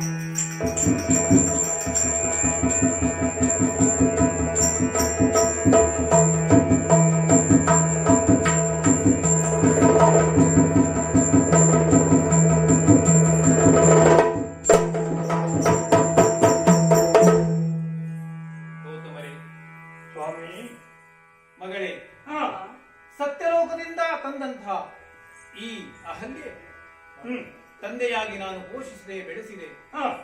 ಹೊಣೆಗಾರಿಕೆಯನ್ನು ಅರಿತು ನಾನು ವ್ಯವಹಾರ ಮಾಡಿದೆ. ಇಂದು ನನ್ನ ಸಂಪೂರ್ಣ ಹೊಣೆಗಾರಿಕೆಯನ್ನ ನಿಮಗೆ ಕೊಡ್ತಾ ಇದ್ದೇನೆ. ಈಕೆಯನ್ನ ಸಂರಕ್ಷಿಸುವ ಭಾರ ನಿಮ್ಮದು. ಈಗೋ ಮಂತ್ರದಿಂದ ಆಚರಿಸಿದಂತಹ ಈ ದಂಡ ಇನ್ನು ಮುಂದೆ ನಿಮ್ಮ ರಕ್ಷಣೆಗಾಗಿರಬೇಕು. ಸದಾ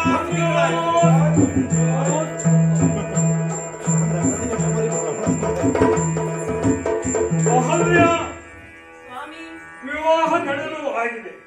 ಇನ್ನು ಗೌತಮಾಶ್ರಮದೆಡೆಗೆ ನಮ್ಮ ಪ್ರಯಾಣ ಇದೆ.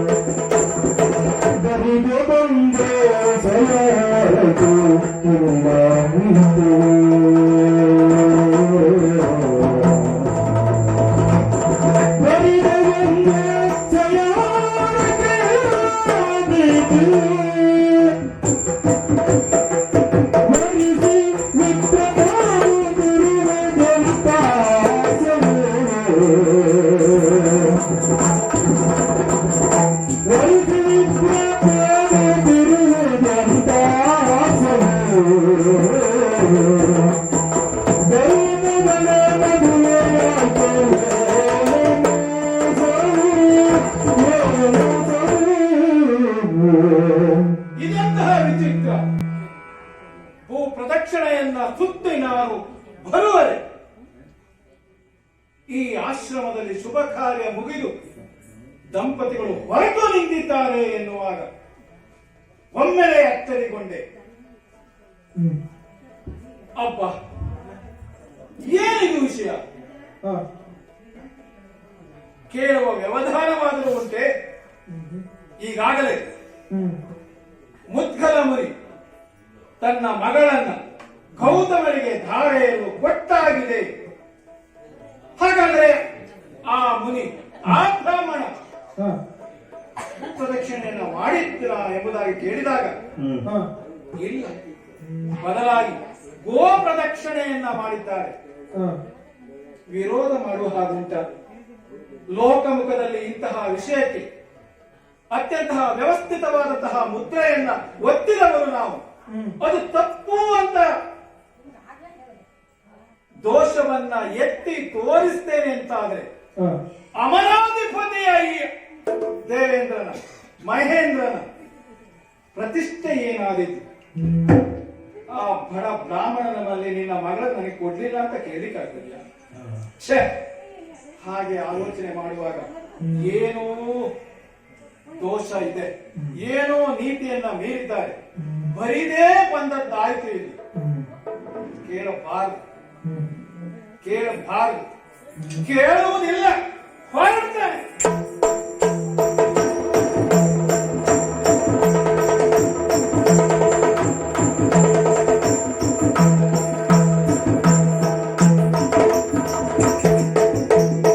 ಅಹಲ್ಯ ಸ್ವಾಮಿ.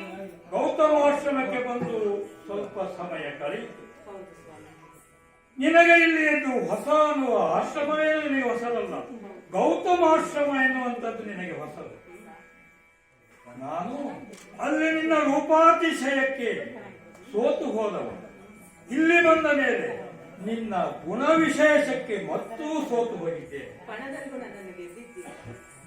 ಅಹಲ್ಯ, ನಿನ್ನನ್ನು ನೋಡಿ ದಿನ ಕಳೆಯುತ್ತಾ ಇರುವಾಗ ಆ ಕಳೆಯುತ್ತಾ ಇರುವ ದಿನಗಳು ಎಷ್ಟು ಬೇಗ ಕಳೆದು ಹೋಗ್ತಾ ಇದೆ ಅಂತ ನನಗೆ ಅನ್ನಿಸ್ತಾ ಇದೆ. ಯಾಕೆ? ಕ್ಷಣಗಳಂತೆ ಕಳೆಯುತ್ತಿದ್ದಾರೆ. ನಿನ್ನ ಕುಣಿತ, ಅಂಥ ಒಂದು ಕುಣಿತ ನಿಲ್ಲಿಸಿಕೊಂಡಿದ್ದು. ನೀನು ನಡೆದರೆ ಸಾಕು, ಅದೇ ಕುಣಿತವಾಗಿ ಮಾರ್ಪಡ್ತದೆ. ನೀನು ಆಡಿದರೆ ಸಾಕು, ಅದೇ ಮಾತು, ಅದೇ ಹಾಡಾಗ್ತದೆ.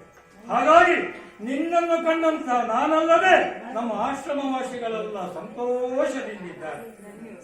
ಅಹಲ್ಯ, ಇದೇ ರೀತಿಯಲ್ಲಿ ನಾನು ಮಾಡಬಹುದಾಗಿರುವಂತಹ ನನ್ನ ತಪೋ ಕಾರ್ಯಗಳಿಗೆ ಸಹಕಾರಿಯಾಗಿ ಹಾಗೆ ಇದ್ದುಕೊಂಡಿದ್ದೀಯೋ, ಮುಂದೂ ಆ ರೀತಿ ಸಹಕರಿಸಿಕೊಂಡು ಮುಂದುವರಿಯೋಣ.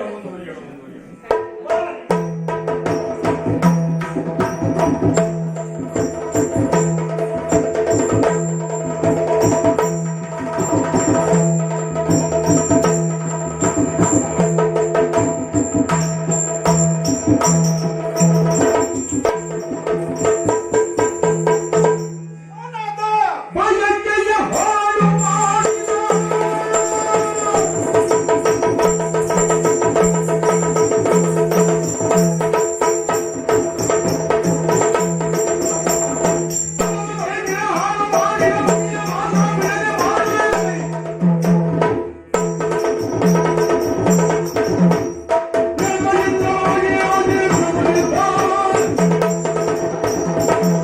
ದೇವಲೋಕವನ್ನ ಸೇರಿದಂತಹ ನಾನು ಆಗಾಗ ನನಗಾದಂತಹ ಅಪಮಾನವನ್ನ ಗ್ರಹಿಸಿ ಆಕ್ರೋಶಕ್ಕೆ, ಕ್ರೋಧಕ್ಕೆ ಒಳಗಾದವನಿದ್ದೇನೆ. ಆದದ್ದು ಅನ್ಯಾಯ. ಗೋವನ್ನ ಸುತ್ತಿ ತನ್ಮೂಲಕ ರಕ್ತವನ್ನ ಪಡೆದು ಹೋದೆ ಎಂಬುದಾಗಿ ಭಾವಿಸಿದಂತಹ ಆ ಬಡ ಬ್ರಾಹ್ಮಣನಿಗೆ ಸರಿಯಾದಂತಹ ಶಿಕ್ಷೆಯನ್ನ ವಿಧಿಸಬೇಕು ಎನ್ನುವಂತಹ ಕಾರಣಕ್ಕಾಗಿ ನಾನು ಯೋಚನೆಯನ್ನ ನನ್ನೊಳಗೆ ಮಾಡುತ್ತಾ ಇದ್ದವ.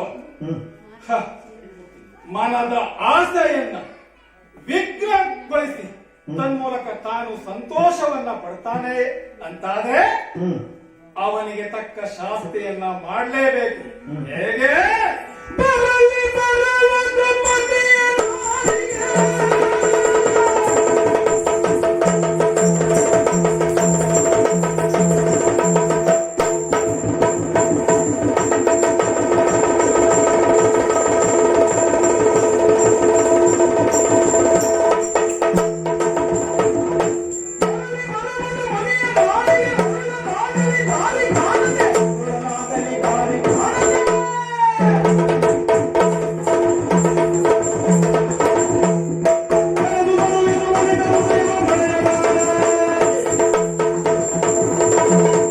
ಆ ಮುನಿಯ ನಾಡಿಗೆ ಭರ ಬರಲಿ ಎನ್ನುವಂತಹ ಶಾಪವನ್ನು ಕೊಟ್ಟಿದ್ದೇನೆ.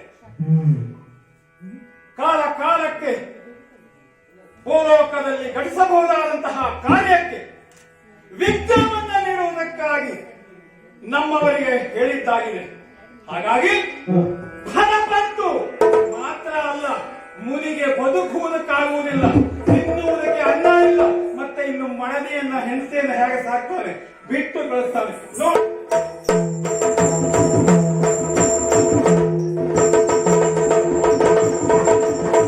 ಇದ್ದಾದಿನ ಮುನಿಯುದೋ ತಮ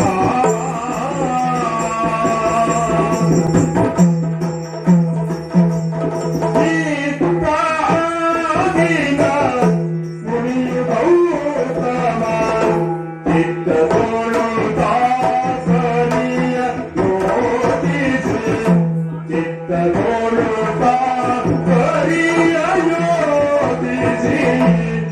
ಭಕ್ತಿಯಲ್ಲವ ದಾರಿಯೆಳೆಯೂತ ಮತ್ತೆ ಕ್ಷಾಮವನಟ್ಟಿದ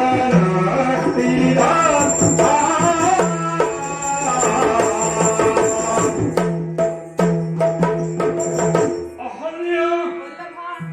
ಸುಖ ಸಂತೋಷದಿಂದ ಕೂಡಿದಂತಹ ಈ ನಮ್ಮ ಪ್ರದೇಶ ಹೌದು ಒಮ್ಮೆಲೆ ಅಲ್ಲೋಲ ಕಲ್ಲೋಲಕ್ಕೆ ಒಳಗಾಗಿ ಹೋಯಿತು. ಹೌದಲ್ಲ ಸ್ವಾಮಿ.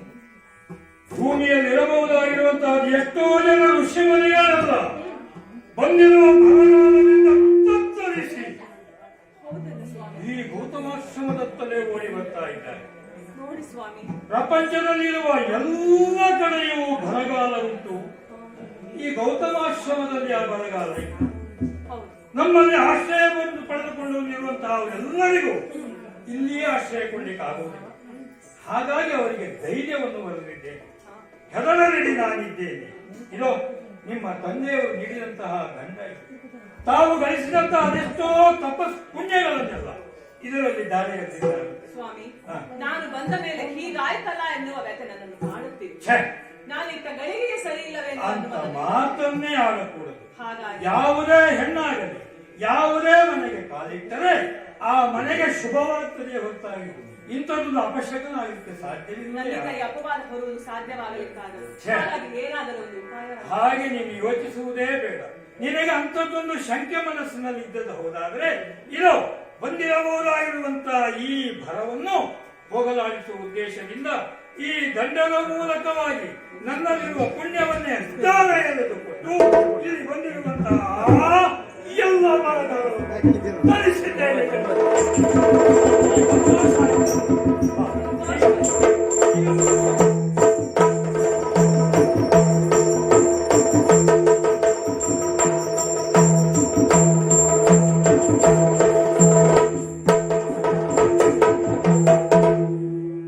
ಬಡ ಬ್ರಾಹ್ಮಣ ಅಂತ ಭಾವಿಸಿದೆ.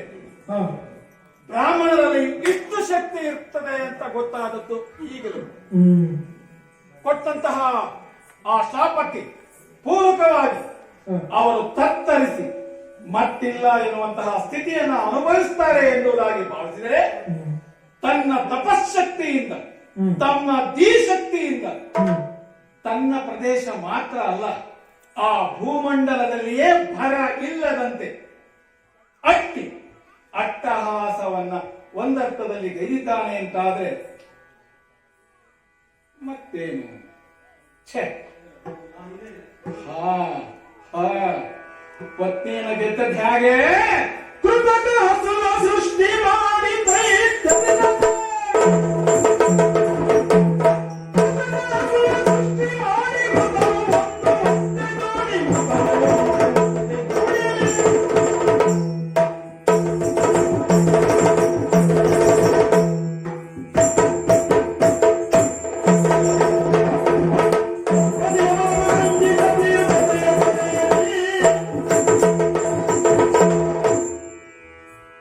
ತಾನು ಮದುವೆ ಆದದ್ದು ಹೇಗೆ? ಗೋವನ್ನ ಸುತ್ತುವರೆದು ತನ್ಮೂಲಕ ಅದರ ಆ ಮಹತಿಯಿಂದ ಎನ್ನುವುದಾದರೆ ಆತನಿಗೆ ತಕ್ಕ ಶಾಸ್ತ್ರಿಯನ್ನ ಗೋವಿಂದಲೇ ಕಲಿಸಬೇಕು. ಗೌತಮ ಹ, ಈಗ ಅದನ್ನು ಪ್ರತ್ಯೇಕ ಮಾಡಬೇಕು. ಗೋತಮ ಆ ಗೋವನ್ನ ಅನುಸರಿಸಿ ತನ್ನ ಸಂತೋಷವನ್ನ ಅನುಭವಿಸಬಹುದಾದ ಗೌತಮನಿಗೆ ಥಮವನ್ನ ನೀಡಬೇಕು ಅಂತ ಕತ್ತಲೆಯನ್ನ ನೀಡಬೇಕು. ಹೇಗೆ? ಕೃತಕ ಗೋವನ್ನ ಸೃಷ್ಟಿ ಮಾಡಿ ತನ್ಮೂಲಕ ಅದನ್ನ ಅಲ್ಲಿಗೆ ಅಟ್ಟಿ ಆತ ಅದನ್ನ ಅನುಸರಿಸಿ ತಾನು ಪೂಜೆಯನ್ನ ಗೈಯುವಾಗ ಅದು ಬಿದ್ದು ಸತ್ತು ಹೋಯಿತು ಅಂತಾದ್ರೆ ಗೋಹತ್ಯೆ ಪಾಪ ಅಂಟಿಕೊಳ್ತದೆ. ಇದನ್ನ ವಿರೋಧಿಸಿ ಆಕೆ ಹೊರಟು ಬರ್ತಾರೆ.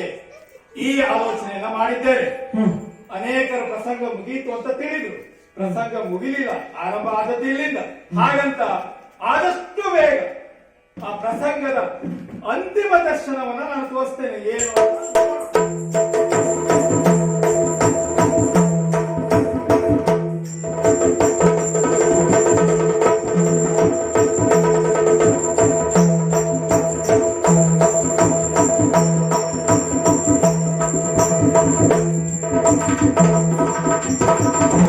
ಮುಂದಿನ ಗೌತಮ ಮರುತಿರುವುದೇನು ಕಂಡು ಹರುಷವ್ಯಾಗಲಿ ನಮಿಸಿ ನಮಿಸಿ ಹರುಷದಿಂದಲೇ ನಮಿಸಿ ಎದುರುಗೊಂಡು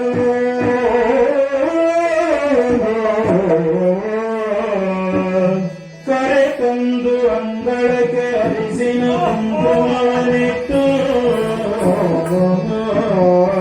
ಹರಿವಾಣದಲ್ಲಿ ಗೋಕಾಸವ ಕೊಟ್ಟು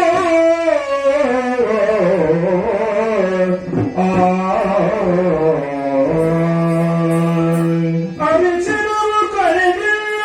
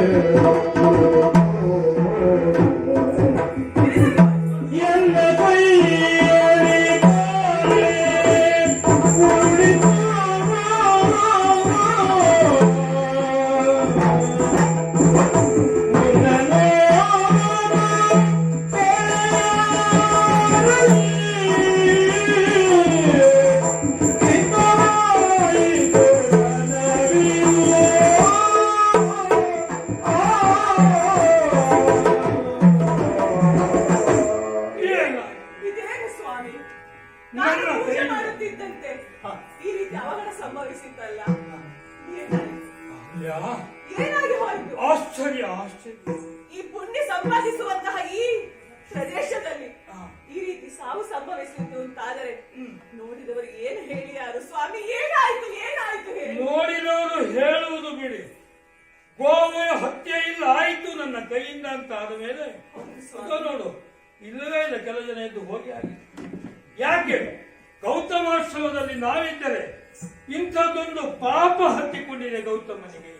ಅವನು ಪಾಪಿಯಾಗಿರುವಂತಹ ಗೌತಮನೊಟ್ಟಿಗೆ ನಾವಿರುವುದು ಹೇಗೆ?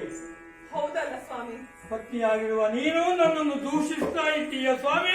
ನಿಮ್ಮ ಕೈಯಿಂದ ಹೀಗಾಯ್ತಲ್ಲ, ನಿಮ್ಮ ಕೈಯಿಂದ ಹೀಗಾಯ್ತಲ್ಲ. ಏನು ಮಾಡುದು ಸ್ವಾಮಿ? ಯಾವುದು ನಡೆಯಬಾರದಾಗಿತ್ತು, ಯಾವುದನ್ನು ನಾವು ಪೂಜ್ಯ ಅಂತ ಭಾವಿಸಿಕೊಂಡು ಪೂಜಿಸುತ್ತಿದ್ದೆವು, ಅಂತಹ ಗೋವು ನಮ್ಮ ಆಶ್ರಮದಲ್ಲಿ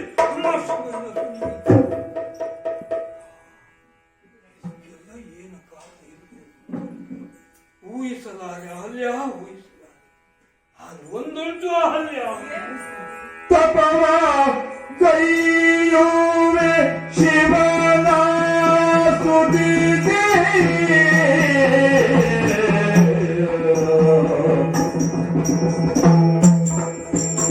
ತಪವ ಕೈಯುವೆ ಶಿವನ ಸ್ತುತಿಸಿ ಶಿವನ ಸ್ತುತಿಸಿ ಜಪವ ಮಾಡುವೆ ಅವನ ಭಜಿಸಿ ಜಪವ ಮಾಡುವೆ ಅವನ ಭಜಿಸಿ ಜಪವ ಕೇಳದೆ ಮಾರು ಮಾಡುವ ನೆಪವ ಹೇಳದೆ ಕಾರು ಮಾಡುವ ಕೃಪೆಯ ತೋರಿ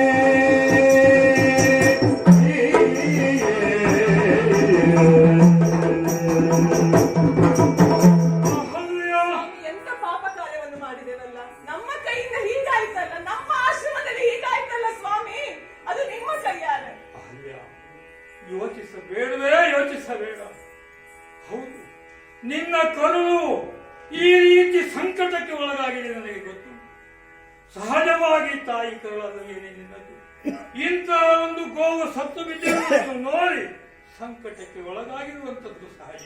ಮಾತೆಯನ್ನು ಪೂಜಿಸುತ್ತೇನೆ. ಆದರೆ ಮಾತೆಗೆ ಮಾತು ಬಾರದ ಪರಿಸ್ಥಿತಿ ಆಗಿ ಹೋಯ್ತಲ್ಲೇ. ಅಲ್ಯ ಯೋಚಿಸಬೇಡವೇ ಜಗತ್ತಿನಲ್ಲಿ ಬಂದಿರಬಹುದಾಗಿರುವಂತಹ ಸಕಲ ಸಂಕಷ್ಟಗಳಿಗೂ ಪರಿಹಾರ ಎನ್ನುವುದನ್ನು ಉಂಟೆ. ಎಲ್ಲ ಸಂಕಷ್ಟವನ್ನು ಪರಿಹರಿಸಬಹುದಾಗಿರುವಂತಹ ಪರಮೇಶ್ವರ ಅಲ್ಲಿದ್ದಾನೆ. ಎಲ್ಲೂ ಅವನ ಆಟವಿದೆ. ಹಾಗಿದ್ದ ಮೇಲೆ ಇದು ಪರಮೇಶ್ವರನನ್ನು ಕುರಿತು ತಪಸ್ಸನ್ನು ಘೋರವಾಗಿ ಆಚರಿಸುತ್ತೇನೆ, ಜಪವನ್ನು ಮಾಡ್ತೇನೆ, ಆ ಸದಾಶಿವನನ್ನು ಒಲಿಸಿಕೊಳ್ತೇನೆ. ಆ ಘೋರೇಶ್ವರನೇ ಬಂದು ನನಗೆ ಒದಗಿರಬಹುದಾಗಿರುವಂತಹ ಈ ಸಂಕಟವನ್ನು ಪರಿಹರಿಸುವುದರ ಮೂಲಕವಾಗಿ ನನಗೆ ಹತ್ತಿಕೊಂಡಿರುವಂತಹ ಗೋಹತ್ಯ ಎಂಬಂತಹ ಆ ಪಾಪವನ್ನು, ಆ ಪಾಪ ನಾಶನ ಪರಿಹರಿಸಿ ಕೊಡ್ತಾನೆ. ಅಲ್ಯ ಯೋಚಿಸಬೇಡ, ತಪಸ್ಸಿಗಾಗಿ ಹೋಗ್ತಾನೆ. ನಾನು ಮನೆಯಲ್ಲಿ ಯೋಚಿಸಬೇಡ.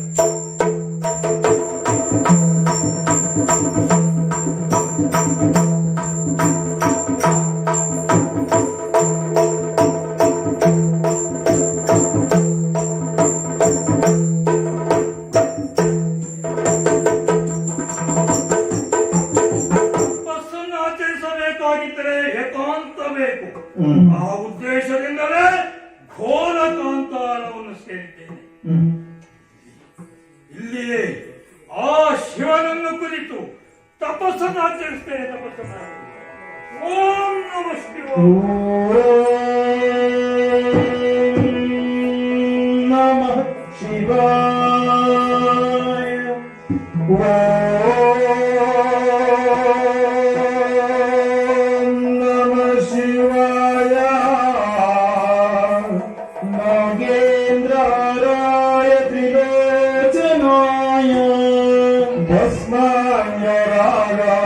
नमः शिवाय.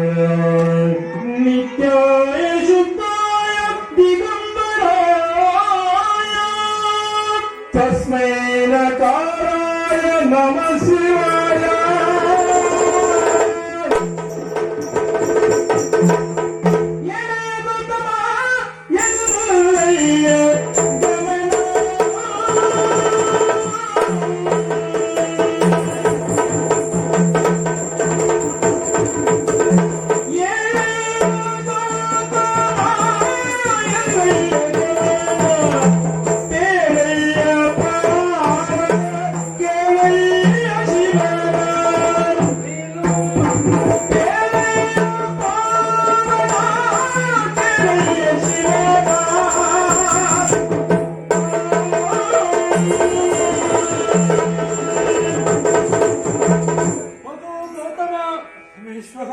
ನಿನ್ನ ಭಕ್ತಿಗೆ ಮೆಚ್ಚಿದ್ದೇನೆ. ಒಲಿದಯ ತಂದೆ. ದೇವ ರಕ್ಷಿಸು ಎಂಬುದಾಗಿ ಅನರತವು ನನ್ನನ್ನು ಧ್ಯಾನಿಸುತ್ತಾ ಇದ್ದವ ನೀನು. ನಿನ್ನ ಸಂಕಷ್ಟದ ಕಾಲದಲ್ಲಿ ನಾನು ಪ್ರತ್ಯಕ್ಷನಾಗಿ ನಿನಗೆ ಬದುಕಿನ ಭರವಸೆಯನ್ನು ಕೊಡಬೇಕಾಗಿದೆ. ಆ ಕಾರಣಕ್ಕಾಗಿ ನಾನು ನಿನಗೆ ಸಾಕ್ಷಾತ್ಕಾರವನ್ನು ಗೊಳಿಸಿದ್ದೇನೆ. ಏನು ಬೇಕು ಕೇಳು. ಪರಶಿವನೇ ಪರಮ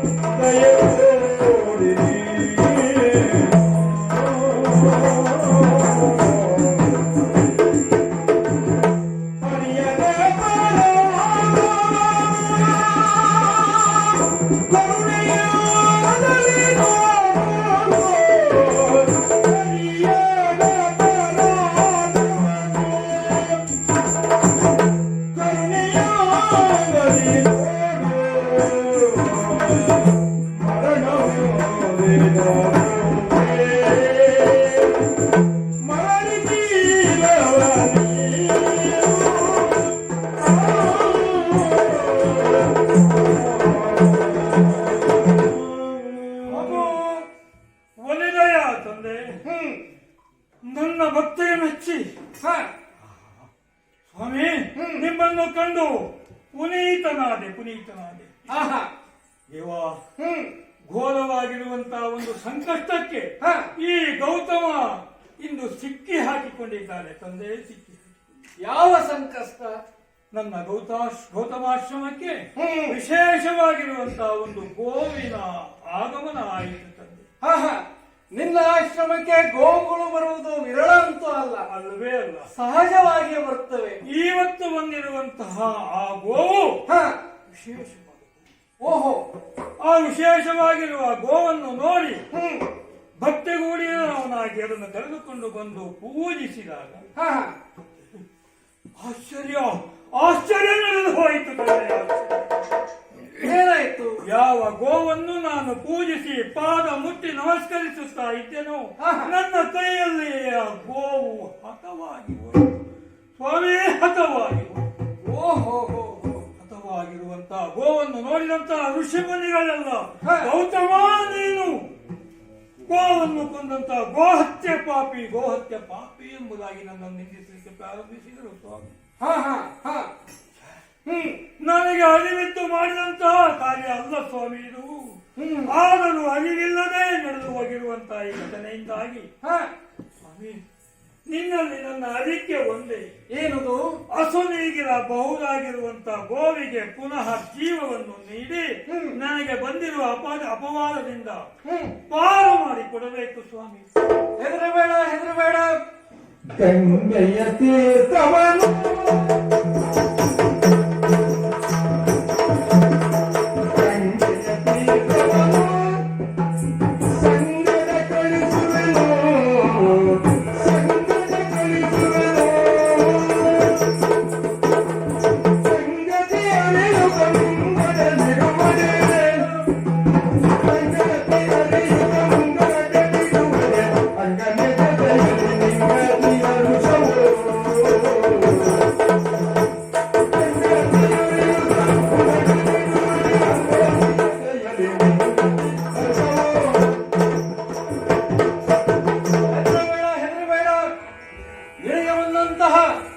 ಈ ನೋವನ್ನು ಅಪವಾದವನ್ನು ನಿವಾರಣೆ ಮಾಡುತ್ತೇನೆ.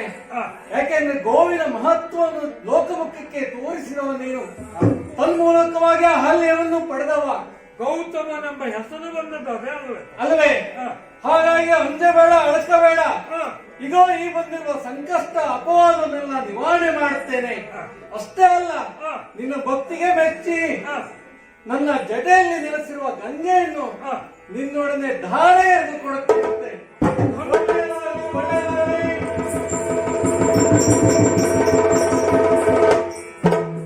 ಶಿವನಿಂದ ಇಂತಹ ಅನುಗ್ರಹ ಪಡೆದಿರುವ ನಾನು ನೇರವಾಗಿ ಗೌತಮಾಶ್ರಮಕ್ಕೆ ಹೋಗಿ ಅಲ್ಲಿ ಸತ್ತಿರಬಹುದಾಗಿರುವಂತಹ ಗೋವನ್ನು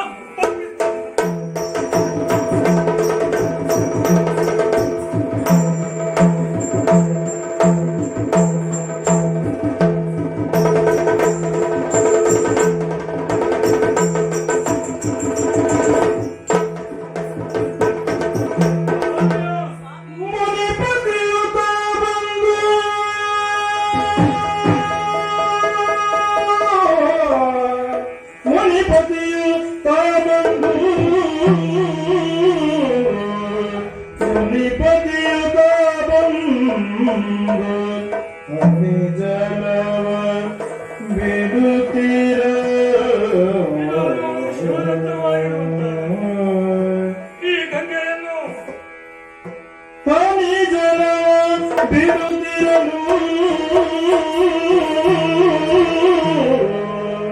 ಧ್ವನಿಯಕ್ಕೆ ಹೋಗಿ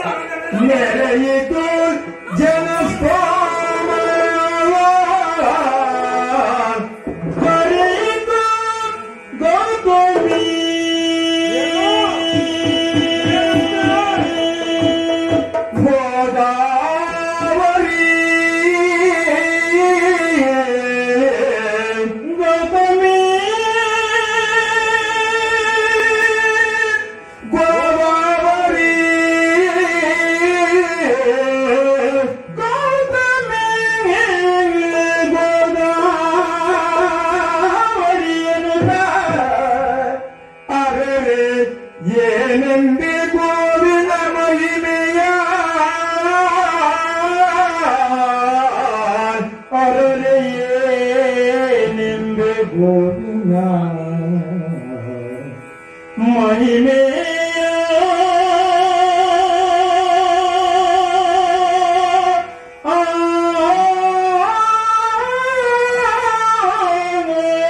ಇನ್ನು ಮೇಲೆ ಹೋಗಲಿಕ್ಕಾಗ ಮೇಲೆ ಹೋಗಿ ಆಗಿದೆ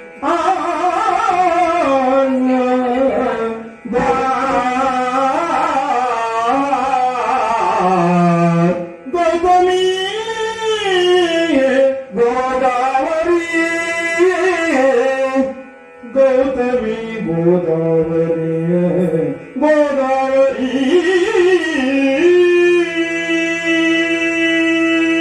ಅಹಲ್ಯ ಸ್ವಾಮಿ ನೋಡಿದ್ಯಾ ಸಂಕಷ್ಟ ಹೇಗೆ ಬಗೆಹರಿಯಿತು ಶಿವ ಕೊಟ್ಟಂತ ಗಂಗೆಯ 4 ಬಿಂದುಗಳು ಹಾ, ತಂದು ಈ ಗೋವಿನ ಮೇಲೆ ಸಿಂಪಡಿಸಿದ ಅಕ್ಷರದಲ್ಲೇ ಎಂತ ಪವಾಡನೆ ನಡೆದು ಹೋಯ್ತಲ್ವೇ ಸ್ವಾಮಿ. ಜೀವಂತ ಗೋವು ಬಂದದ್ದು ಮಾತ್ರ ಅಲ್ಲ, ತನ್ನ ಬಾಯಿಯ ಮೂಲಕವಾಗಿ ಗೋವು ಈ ಗಂಗಾ ಧಾರೆಯನ್ನೇ ಹರಿಸಿಬಿಟ್ಟಿದೆ. ಪ್ರಪಂಚ ಎಲ್ಲ ಕೊಂಡಾಡ್ತಾ ಇದೆ. ನೋಡಿ ಜನ ನೆರೆದಿರುವುದನ್ನು ನೋಡಿ ನೋಡಿ ನೋಡಿ ನೋಡಿ ಹೇಗೆ ನೆರೆದಿದ್ದಾರೆ. ಗೋದವರೆಲ್ಲ ಹಿಂತಿರುಗಿ ಬರ್ತಾ ಇದ್ದಾರೆ, ಹೇಳ್ತಾ ಇದ್ದಾರೆ ಗೌತಮಿ ಗೋದಾವರಿ ಗೌತಮಿ ಗೋದಾವರಿ ಗೌತಮಿ ಗೋದಾವರಿ.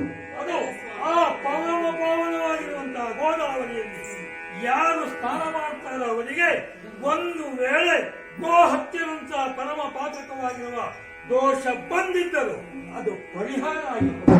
ಎಲ್ಲರ ಪಾಪವನ್ನು ತೊಳೆಯುವವರೇ.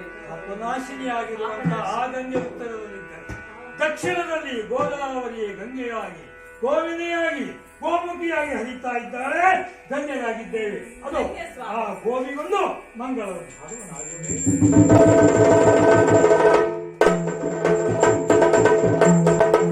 ನೆನೆಯಿರು ಜನರೆಲ್ಲ ಗೋಮಾತೆಯ ನೆನೆಯಿರು ಜನರೆಲ್ಲ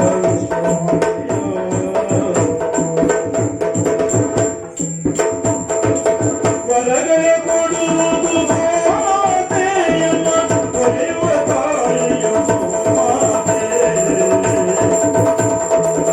ಮಂಗಲ ನಯನಿ ಮಂಗಲ ಮಾತೆಗೆ ಮಂಗಳಾರತಿ ಎತ್ತಿ ಬೆಳಗಿದರು ಆರತಿ ಬೆಳಗಿದರು ಆರತಿ ಬೆಳಗಿದರು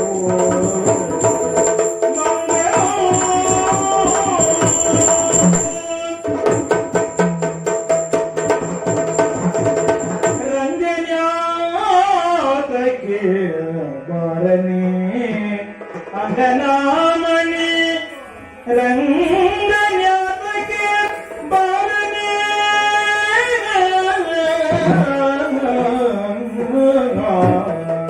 ರಂಗನ್ಯಾತಕ್ಕೆ ಬಾರನೆ ತಾಗಡ ಕಡದಿಂದ ತಾಗಡ